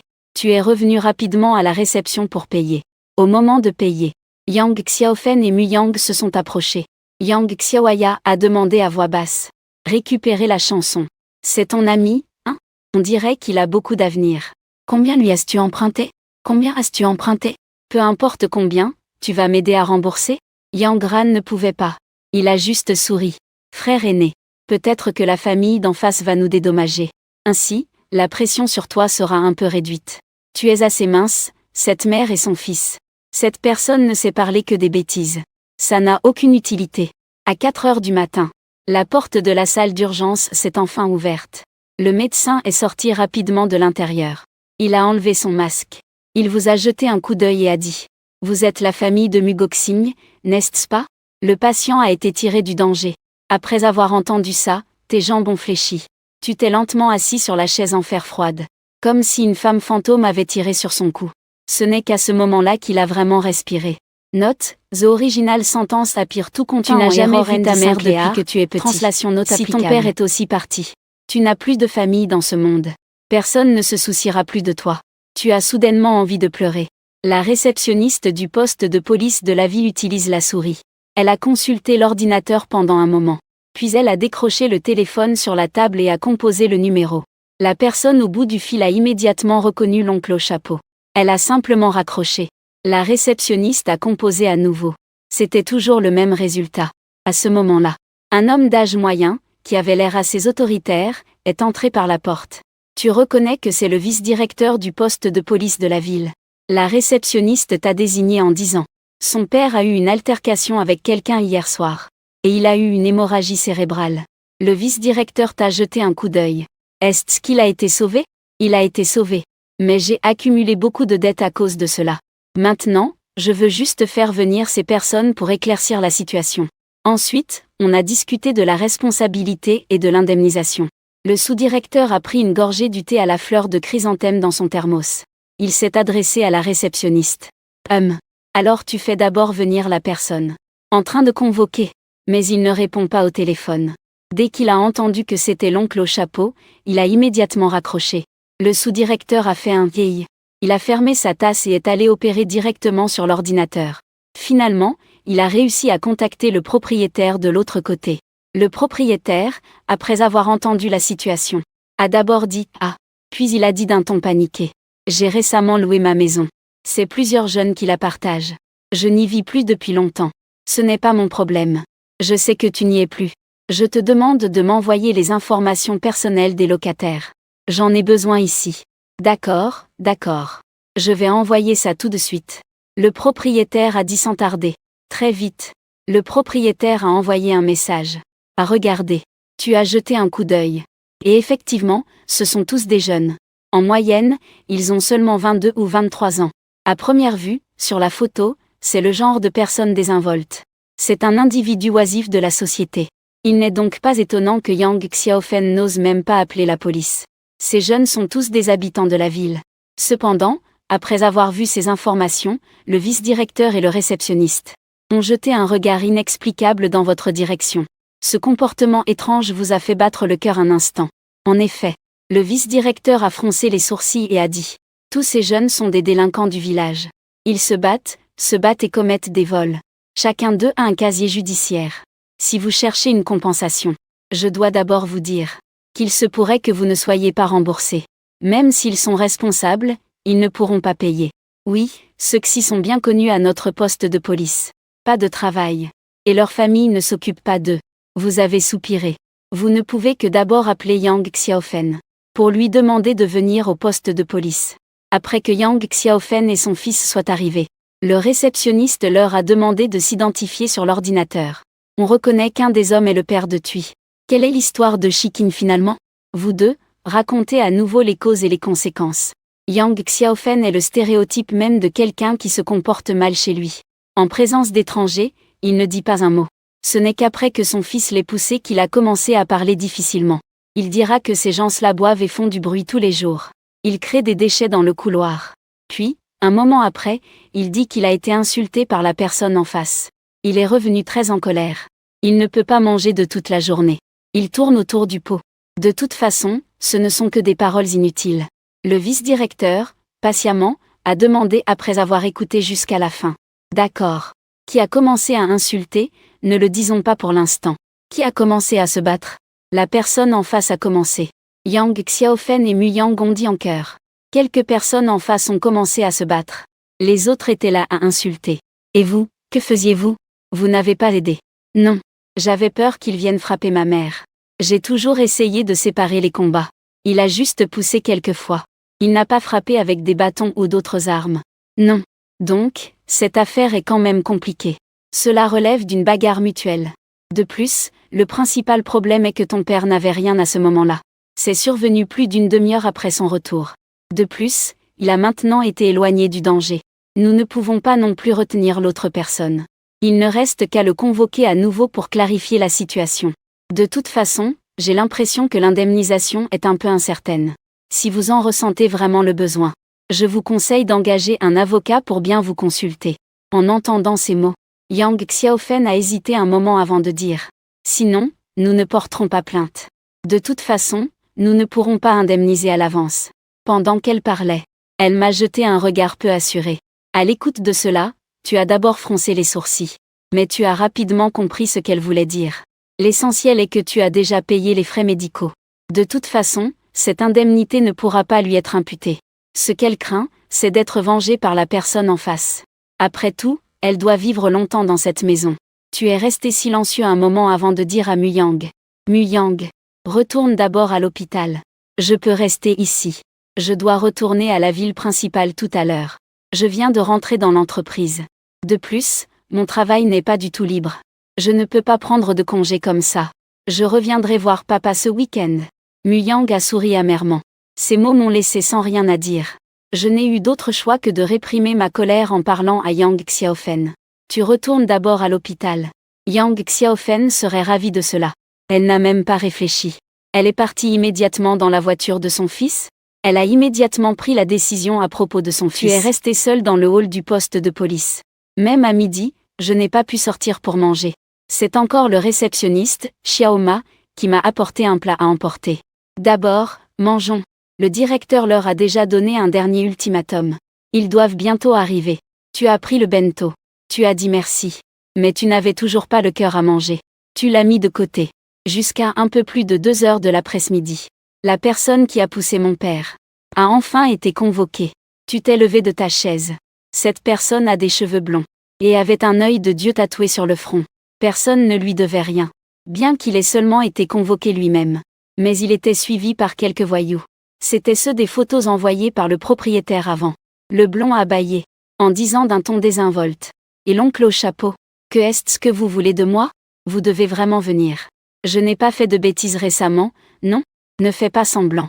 Je te demande. Est-ce que tu as eu une bagarre hier soir ? Je ne me suis pas battu. L'expression du blond était très exagérée. Il a agité les mains. Et l'oncle au chapeau, Ne m'accuse pas sans raison. Je n'ai pas lu beaucoup de livres. Quelques voyous derrière ont commencé à rire. Tous ont donné des coups à LZ. Pensez-vous qu'en n'ayant rien fait de mal, on ne peut rien faire contre vous? Faut-il vous arrêter tous? Le vice-directeur frappa la table avec force. Il pointa du doigt quelques personnes. Son visage devint soudain sombre. Il dégageait une aura très intimidante. Les quelques voyous se turent instantanément. Ils se regardèrent sans dire un mot. Je suis vraiment doué pour me battre. Le garçon aux cheveux blonds dit avec un air innocent. Hier soir à 7h30. Étiez-vous à la porte de chez vous à vous pousser avec un homme d'âge moyen qui habite en face? Les hommes d'âge moyen se sont poussés les uns les autres. Quand le garçon aux cheveux blonds entendit cela, son expression changea. Et il répondit rapidement. C'est lui qui a attaqué en premier, je l'ai juste poussé. Et il n'avait rien à ce moment-là. Tu racontes n'importe quoi. S'il n'est pas poussé, il aurait pu avoir une idée lumineuse. En pleine conscience, dis-moi qui a attaqué en premier. Quelqu'un de sa famille entière. Le garçon aux cheveux blonds fut un peu perdu. Il devint également arrogant. Il plisse les yeux et te scrute de haut en bas. Qui es-tu encore, toi? Ça ne te regarde pas. C'est le fils de la personne concernée. Il a encore d'autres fils. Le type aux cheveux blonds a roulé des yeux et a détourné le regard. Sanjou n'a pas peur de se brûler avec de l'eau chaude. De toute façon, ce n'est pas moi qui ai commencé. Si tu es capable, trouve les caméras de surveillance. Ça traîne. De toute façon, le type aux cheveux blonds refuse d'admettre qu'il a commencé. Le commissariat ne peut rien faire contre lui pour l'instant. Après tout, ce sont juste des appartements ordinaires. Où trouverait-on des caméras dans les couloirs? De plus, ton père n'est pas décédé. Le commissariat ne peut donc pas le retenir. Vous ne pouvez regarder que Wang Mao et quelques autres. Les voyous rient de manière arrogante en te montrant du doigt. Que se passe-t-il si tu appelles la police? Ce que ton père fait ne me concerne pas. Ce n'est pas ma responsabilité. Si tu n'es pas d'accord, viens m'affronter. Je te trouve très arrogant dans tes paroles. Et puis, il est parti en se pavanant du commissariat. Avant de partir, il t'a même frappé les fesses. Jeune homme, ne sois pas impulsif. Reste calme. Le vice-directeur t'a tapoté l'épaule. Tu as pris une grande inspiration. Tu fixais la direction dans laquelle quelques personnes s'éloignaient. Sans dire un mot. Si tu peux même avaler cette colère. Pourquoi suis-je encore en vie alors? Ton père est toujours allongé en soins intensifs. Il y a du personnel médical à côté 24 heures sur 24. Donc, ces jours-ci, il n'a pas vraiment besoin de garde. Tu as fait retourner Yang Xiaofen à l'hôpital simplement parce que tu craignais l'apparition d'une nouvelle situation. En sortant du commissariat, tu es allé dans un magasin de bricolage. Tu as acheté un masque, des gants en nylon et une casquette de baseball. Puis tu es allé dans un magasin de bricolage pour acheter une matraque en caoutchouc. Après réflexion, tu as également acheté un objet à utiliser en cas de défense, à mettre sur toi, que tu peux sortir et utiliser à tout moment si besoin. Bien que ces quelques voyous ne soient pas vraiment respectables. Mais les voyous frappent généralement très durement lors des combats. Il n'est pas exclu qu'il ait aussi des armes blanches sur lui. Pour s'occuper de ce genre de personnes, il faut les rendre encore plus sombres. Tu tiens les choses que tu as achetées et prévois de rentrer chez toi pour te préparer. En revenant avec le sac. Une vieille Toyota Land Cruiser passait juste à côté de toi. Elle est passée à côté de toi. Puis elle s'est arrêtée pas loin. Tu n'y as pas prêté attention. Mais en passant à côté de la voiture, la vitre du passager avant s'est soudainement baissée. Une voix profonde a résonné à tes oreilles. Une chanson pastorale. Tu ne fais pas attention à la route en marchant? Où vas-tu? Tu as tourné la tête pour regarder. Dans le siège du conducteur, il y avait un grand homme chauve et imposant. Il portait un débardeur noir moulant sans manches. Ses bras musclés étaient couverts de tatouages. Sur son crâne, il y avait une cicatrice en forme de 1000 pattes très visible. Il avait une apparence de mauvais garçon. Tu es qui? Tu le regardes avec curiosité. Ça me semble un peu familier. Moi, Yang Nan. Je ne peux pas te reconnaître. Tu es surpris. Tu l'observes attentivement. Je ne t'ai effectivement pas reconnu. Tu as vraiment pris du poids maintenant. Ça fait tant d'années. Il y a sûrement eu des changements. Yang Nan te tend une cigarette en souriant. Tu prends la cigarette et l'allumes. Tu demandes poliment. Où vas-tu en voiture? Aller du côté du petit virage. Et toi? Rentrer pour dormir. Tout le monde a pris ça. J'espère que tu ne vas pas juste rentrer pour dormir. Yang Nan regarde les bâtons en caoutchouc dans ton sac en plastique et éclate de rire. Bien qu'il n'y ait qu'une poignée de bâtons qui dépasse. Mais pour quelqu'un comme lui qui est souvent en contact avec des outils de combat, il peut facilement le reconnaître. Yang Nan est un de tes camarades de classe au collège. À l'époque, vous étiez plutôt proches. Mais vous n'avez pas eu de contact depuis plus de 10 ans. En entendant ces mots, tu n'as fait que sourire. Tu n'as rien dit. Tu montes dans la voiture et discutes un peu. Mais il déverrouille la porte du passager. Tu hésites un instant. Mais tu finis par t'asseoir. Tu as décidé d'utiliser la violence pour te venger du gars aux cheveux blonds. Ce n'est pas que la colère t'aveugle. Mais tu sais que ce genre de personne a sûrement des ennemis dehors. Le frapper et lui poser des questions, il ne saura peut-être même pas qui c'est. Le plus important, c'est que ce genre de personne ne va généralement pas porter plainte facilement. Mais s'il existe un meilleur moyen, tu n'es bien sûr pas disposé à intervenir toi-même.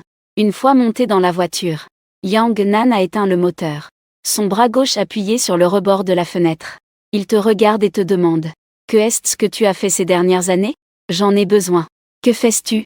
Dis des choses insensées. Je ne suis toujours pas différent d'avant. Je suis un sans-abri. Yang Nan a regardé le sac dans ta main. Tu prends une batte, pour frapper qui? Quelques petits gamins. Franchement, frapper quelqu'un a des conséquences que tu ne peux pas te permettre. Des petites choses, ça peut passer.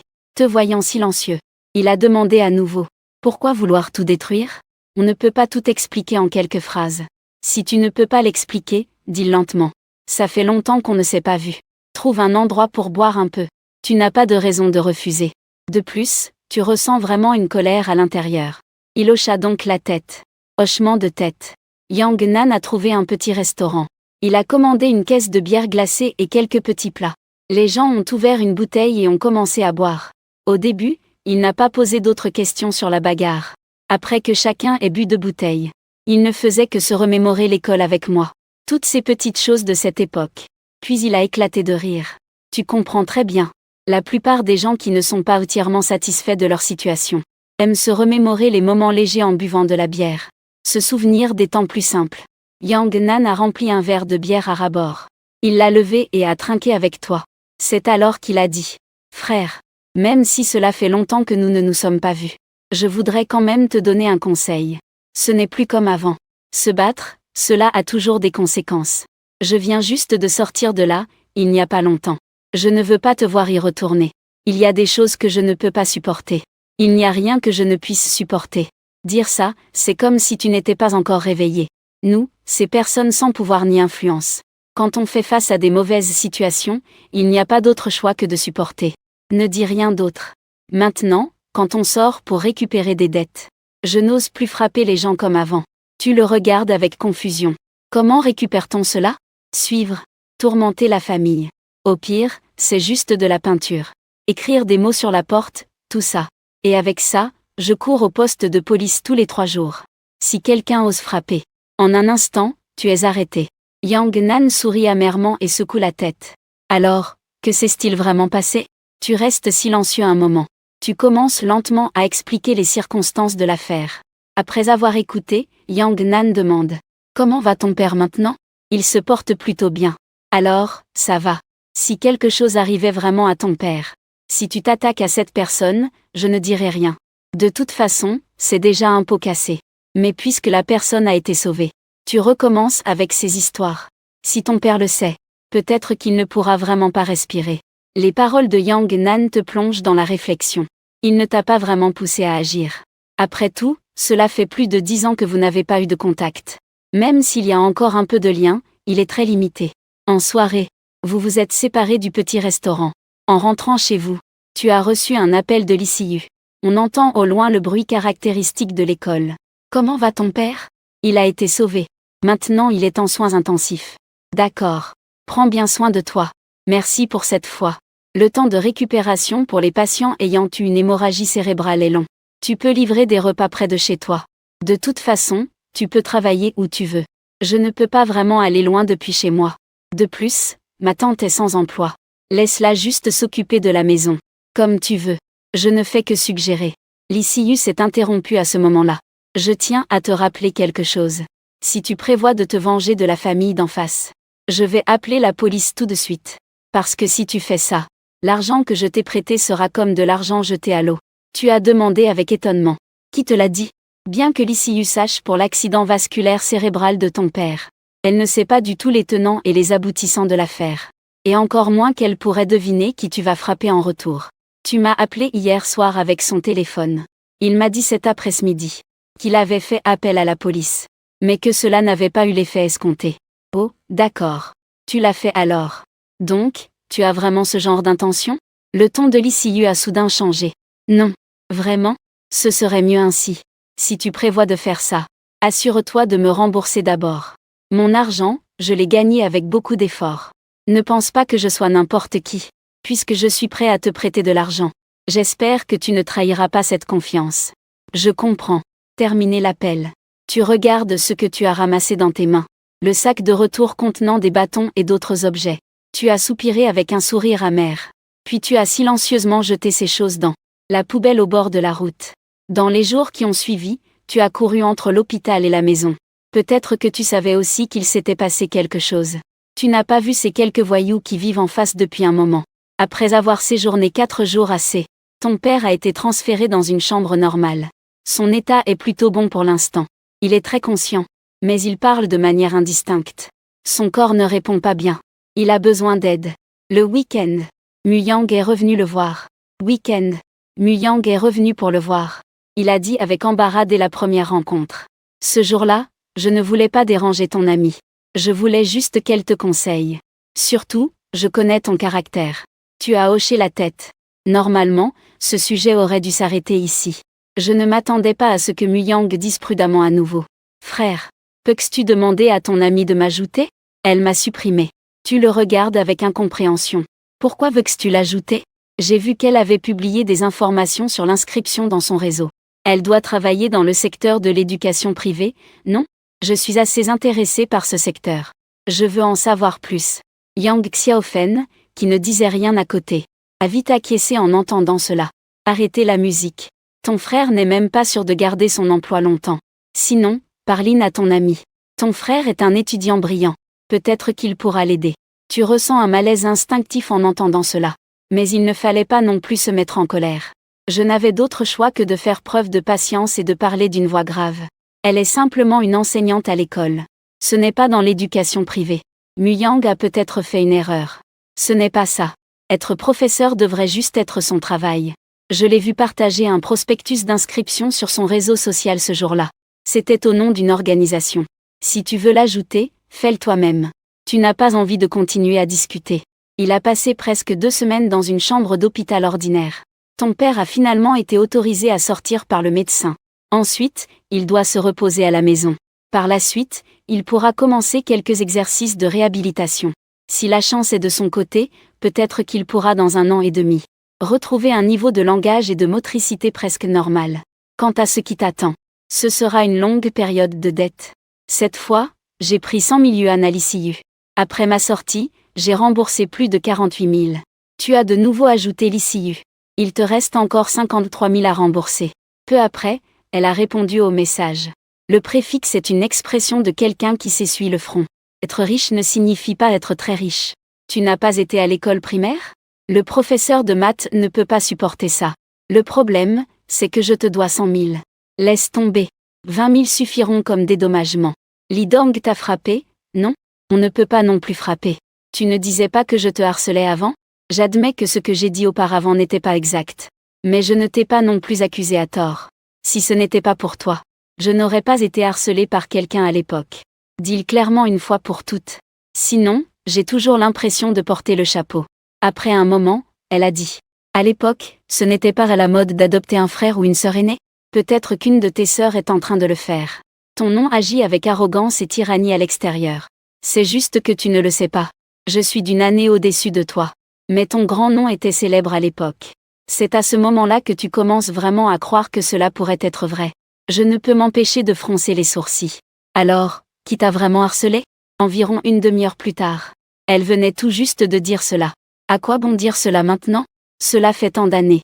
D'accord. Si cela t'a causé des problèmes. Je suis désolée. Lee Si-yu n'a pas répondu à nouveau. Avant de dormir. Tu as parcouru son réseau social. Tu as découvert qu'en effet, comme le disait Mu, elle avait effectivement publié une brochure de recrutement d'une certaine institution. On dirait qu'elle n'est pas juste un professeur de lycée. Si elle n'a pas toujours eu des antécédents familiaux, mais les a acquis plus tard dans sa vie, alors on ne peut pas exclure qu'elle ait effectivement été victime de harcèlement scolaire. Alors, le fait qu'elle m'ait percuté en voiture auparavant, et que Lee Dong ait amené des gens pour m'agresser, tout cela pourrait s'expliquer. La ville montagneuse commence à se réchauffer en mai. La plupart des gens portent des manches courtes et des shorts. J'aimais beaucoup le ciel. Avant, tu aimais l'été. Parce qu'il n'y avait pas de choses urgentes à régler. Quand il fait chaud, on reste à la maison à profiter de la climatisation. Dès que je sors, je vois beaucoup de belles femmes en mini-jupe. Mais cette année, ce n'est pas possible. Cette année, tant que ce n'est pas une température qui puisse griller 3 personnes. Tu dois quand même te forcer à continuer à travailler. La grande rue est chaude comme une étuve. En plein après-midi, on ne voit presque personne. Jusqu'au soir. Les gens sortent peu à peu.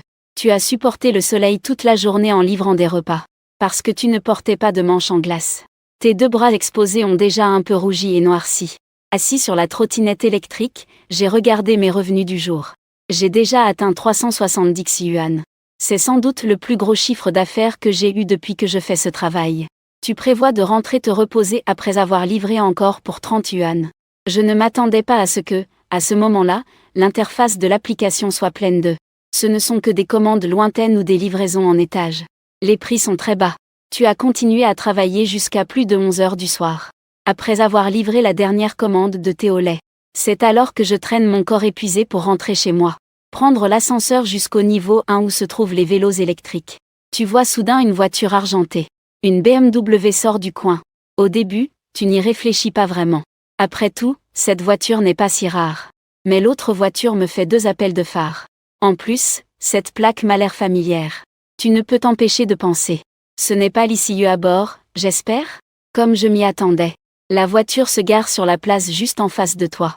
L'ICU ouvre la porte et s'approche. Tu travailles encore si tard? À quel point as-tu peur que je fasse appel à quelqu'un pour te régler? L'ICU tient ses mains devant elle. Elle s'avance vers toi tranquillement. On dirait qu'elle est de bonne humeur aujourd'hui. Tu viens tout juste de finir le travail, non? Tu fais une petite grimace en direction du couloir. Ta maison est ici. Monte, c'est poussiéreux. Elle secoue la tête en disant. Laisse tomber, je vis seule. Je ne vais pas faire entrer le loup dans la maison. Tu dis avec un air exaspéré. Alors tu y vas doucement. Je rentre d'abord chez moi. Tu sors du garage sur ton vélo électrique. Après avoir roulé environ 4 ou 500 mètres. En traversant un carrefour. Soudain, plusieurs messages apparaissent sur le téléphone utilisé pour la navigation. 1G égale 2. Muge n'est pas encore là. Rentre vite. Il semble qu'il y ait quelqu'un chez moi. Il y a vraiment quelqu'un. J'ai entendu des bruits. Ces messages semblent avoir été envoyés en urgence. Ils apparaissent presque tous en même temps à l'écran. La personne qui envoie les messages est l'ICU. Tu fais tout de suite demi-tour. Tu rentres en pédalant comme si ta vie en dépendait. En à peine 2 ou 3 minutes. Tu arrives au parking souterrain de 11 Jingyuan. Tu n'as même pas eu le temps de verrouiller le vélo. Tu abandonnes 2 pistes et te diriges directement vers l'entrée du tunnel sous la 3e résidence. Tu trouves un extincteur et le prends dans ta main comme arme. Tu envoies à nouveau un message à l'ICU. Ne panique pas. Je suis presque dans l'ascenseur. Cache-toi dans ta chambre, ne sors pas. Cette personne est dans le salon, n'est-ce pas? 000711. Je ne sais pas s'il est toujours dans le salon. Il y avait encore du bruit dehors tout à l'heure. Quelques minutes auparavant. En voyant le message qu'elle a envoyé. Tu devines qu'elle a dû être assez effrayée. Heureusement, l'ascenseur est vite arrivé. Après être monté au 16e étage. Suivant les panneaux indicateurs près de l'ascenseur. Marchant doucement jusqu'à la porte 162. Tu as entré le code. La grande porte s'est ouverte. La lumière du salon était allumée. La lumière blanche et brillante t'a beaucoup apaisé. Tu crains juste que ce type se cache dans l'obscurité et te surprenne. En garde, c'est difficile à éviter. Prenant un extincteur, tu entres dans la maison avec précaution. D'abord, tu observes les endroits où une personne pourrait se cacher dans le salon. Parmi eux, il y a de grands angles morts près du canapé et du balcon. Tu ne t'y es pas aventuré imprudemment. Tu es d'abord allé dans la cuisine et les toilettes, qui sont plus proches de toi. Après avoir écarté les dangers dans ces 2 endroits, tu es ainsi retourné dans le salon. Tu t'es dirigé rapidement vers le canapé et le balcon. Sors d'ici. Crie à pleine voix. J'ai fait le tour, à l'intérieur comme à l'extérieur. Je n'ai même pas vu l'ombre d'un fantôme. Peut-être qu'il se cache sous le canapé. Tu as reculé un peu. Je me suis accroupi pour regarder sous le canapé, tout en levant l'extincteur de ma main droite. Dès qu'il y a le moindre problème, je lui enverrai immédiatement l'extincteur. Je me suis relevé du sol. Tu commences à te poser des questions. L'appartement de l'ICU est un petit studio avec une chambre. C'est si petit en fait. J'ai cherché partout, à l'intérieur comme à l'extérieur, et rien. Où pourrait-il bien aller? Peut-être qu'il est dans la chambre? Tu as écarquillé les yeux. Je me préparais à y aller. La porte de la chambre s'est soudain ouverte. Lisieux regardait dehors avec une expression anxieuse à travers la porte. Apparemment, elle est en sécurité là-bas. Tu lui fais signe de ne pas sortir. Un bruit de fracas. On entend tout à coup du bruit venant de la cuisine. C'est probablement le bruit d'une spatule tombant au sol. Tu t'approches avec l'extincteur en main. Tu vois un gros chat dodu qui est assis à la porte de la cuisine. Il te regarde d'un air innocent. Par terre, il y a des spatules éparpillées et des œufs cassés. Ce petit vaurien est là, en train de lécher sa langue sans la moindre honte. Il ne se cache même pas en te voyant. Eh bien, maudit soit-il. Tu ne peux t'empêcher de rire et de proférer une insulte. Tu prends le gros chat par la peau du cou et le soulèves du sol. Il est lourd comme trois. Les pattes du chat dodu se débattent en guise de protestation. Il semble que cela lui coûte des efforts. Il finit par abandonner la résistance. Même pas un miaulement de paresse. Il a l'air d'un agneau prêt à être sacrifié. Tout va bien maintenant. Sors d'ici. Tu te tournes vers la chambre. Lisieux ouvre la porte. Elle est encore sous le choc. Mais quand elle voit le gros chat que tu tiens dans tes mains, son expression se transforme immédiatement en une grande confusion. Gros patapouf. Tu le connais. C'est le chat que les voisins du dessus ont adopté. Je l'ai vu quelques fois dans l'ascenseur. Je ne sais pas depuis quand ils ont déménagé, peut-être il y a une semaine. Ligo s'est approché rapidement. Il a pris le verre de vin de sa main. Il a doucement pincé la graisse sur son ventre. Avec un air gaga. Le gros chat s'est également laissé faire par elle. Très obéissant. En même temps, il lui a soumis des offrandes avec ruse. Même ses mains baladeuses ont suivi. Lisieux ne se sentirait naturellement pas offensée par un chat. Au contraire, elle a ri de bon cœur. Tu as jeté un regard méprisant au gros chat. Tu as fouillé l'intérieur et l'extérieur. Après avoir vérifié qu'il n'y avait pas d'autres personnes cachées dans la maison. C'est alors que tu as dit. Ce type a dû faire ce bruit. Mais comment est-il entré? Lee y a réfléchi. Elle a pris le gros chat et est allée sur le balcon. Sa maison a un balcon ouvert. Il y a des pots de plantes vertes empilés en haut. Il n'y a pas de fenêtre. En diagonale, il y a la fenêtre de la cuisine du 17e étage. Mais de cette fenêtre à son balcon, il y a bien 4 ou 5 mètres de distance. Bien que sauter fasse une trajectoire parabolique, il suffit d'un manque d'attention. Et ce chat pourrait tomber directement de quelques mètres de hauteur. Ce chat doit être élevé par son propriétaire. Lisieux a caressé le chat dodu. Il y a quelque temps, le couple du dessus se disputait souvent. Le soir, on entendait même des bruits de choses qui se cassaient. Puis ils ont déménagé. Je pensais que Gros Patapouf avait aussi été emmené. Parce que je ne l'ai pas entendu miauler. Maintenant, il semble qu'il ne miaule pas. Ce type doit avoir très faim. Sinon, il ne sauterait pas chez toi. Cela tombe directement à E7. Tu as raison. Lisieux a rapidement emporté le chat dans la cuisine. On dirait qu'elle va lui préparer à manger. Le chat dodu faisait un grand mouvement dans la cuisine. Liu est retournée au salon. Elle hésita un moment puis dit. Aujourd'hui, c'est à toi, hein? En disant cela. De toute façon, merci. Tu es vraiment bavarde. Tu lui as jeté un regard. En imitant son regard de la dernière fois, tu as dit. Liu fut d'abord surprise. Puis elle rougit. Elle leva la main, prête à me frapper. Tu es malade, ou quoi? Pourquoi? Je suis rentrée. J'ai bâillé. Mais je te conseille de fermer le balcon. Puisque ce chat peut sauter du haut de l'étage. Cet homme pourrait aussi le faire. Lisieux hocha la tête avec conviction. Je vais acheter une fenêtre tout à l'heure. Sinon, Gros Patapouf pourrait se mettre en danger à l'avenir. Tu veux garder ce chat? Ses maîtres ne veulent plus d'eux. Si des gens s'en occupent, ça viendra vite. Gros Patapouf est un chat dodu qui sait très bien évaluer la situation. Bien qu'il soit extrêmement glouton. Mais en voyant Lisieux, il se couche immédiatement sur le dos. Lisieux a caressé le ventre de Gros Patapouf.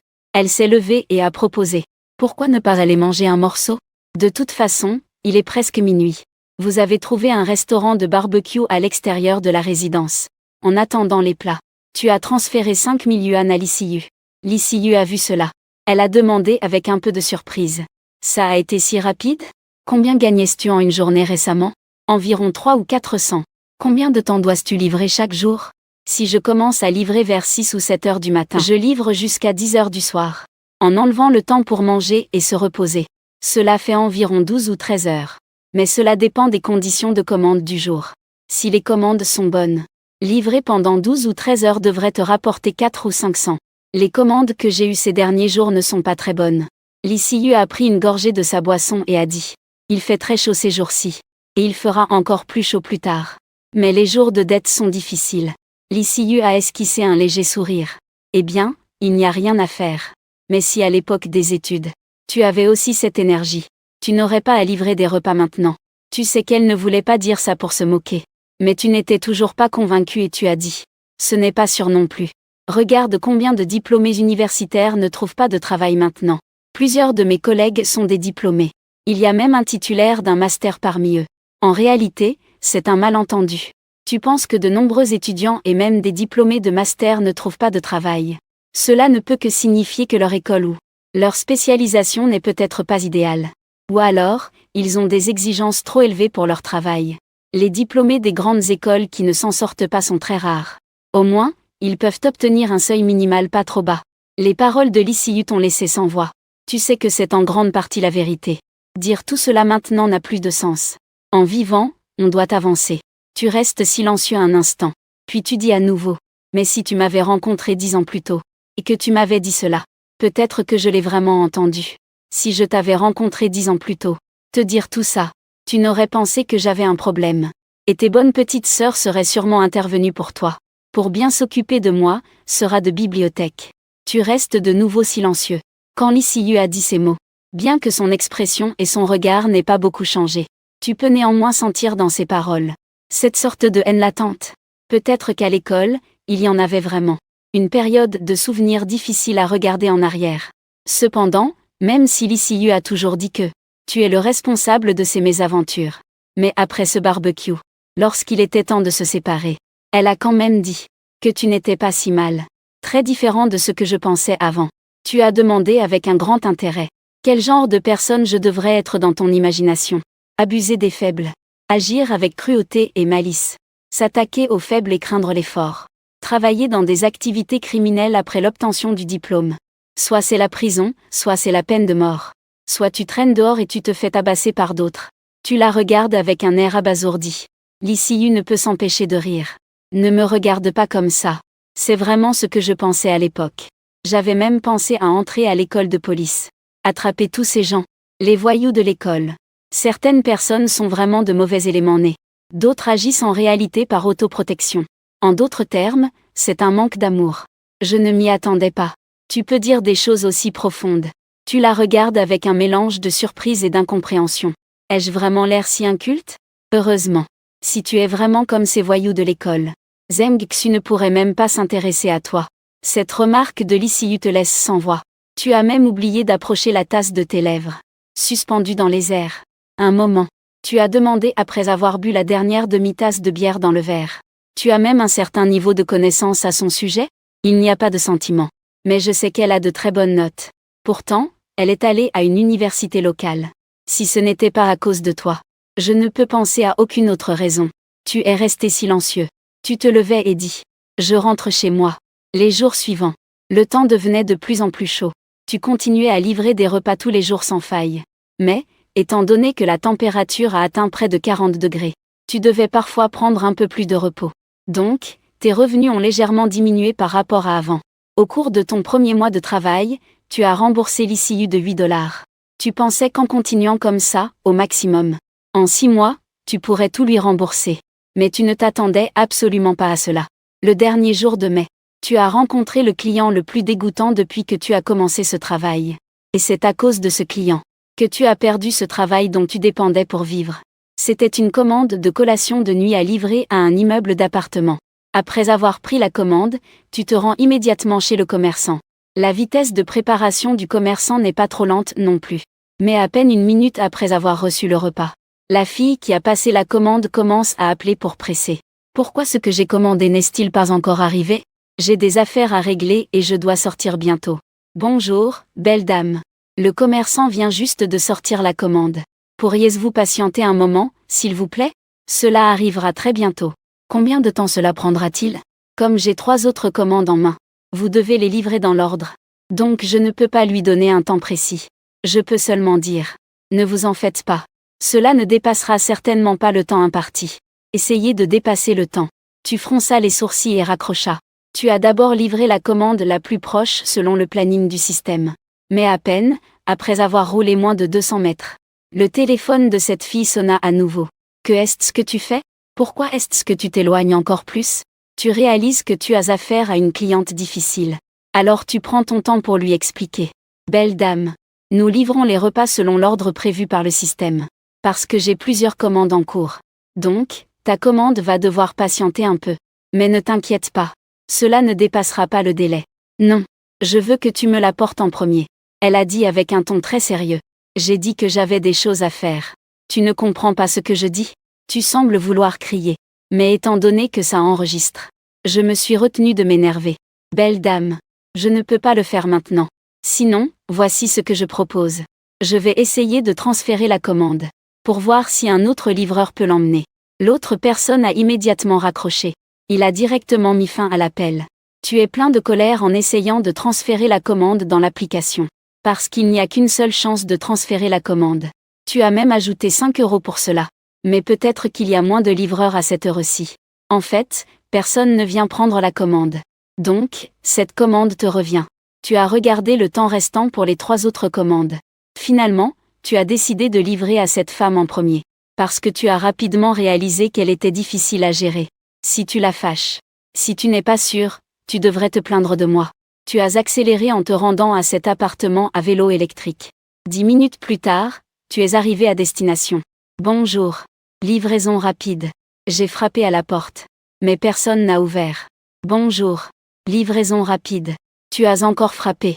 Mais il n'y a toujours pas de réponse. Tu as sorti ton téléphone pour appeler.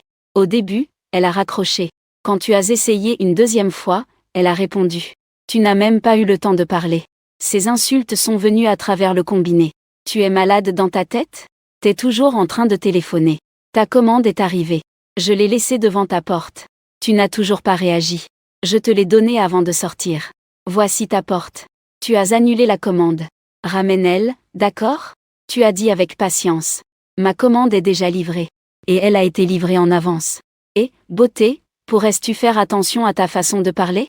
Ne crie pas juste pour insulter. Je t'ai déjà livré à l'avance.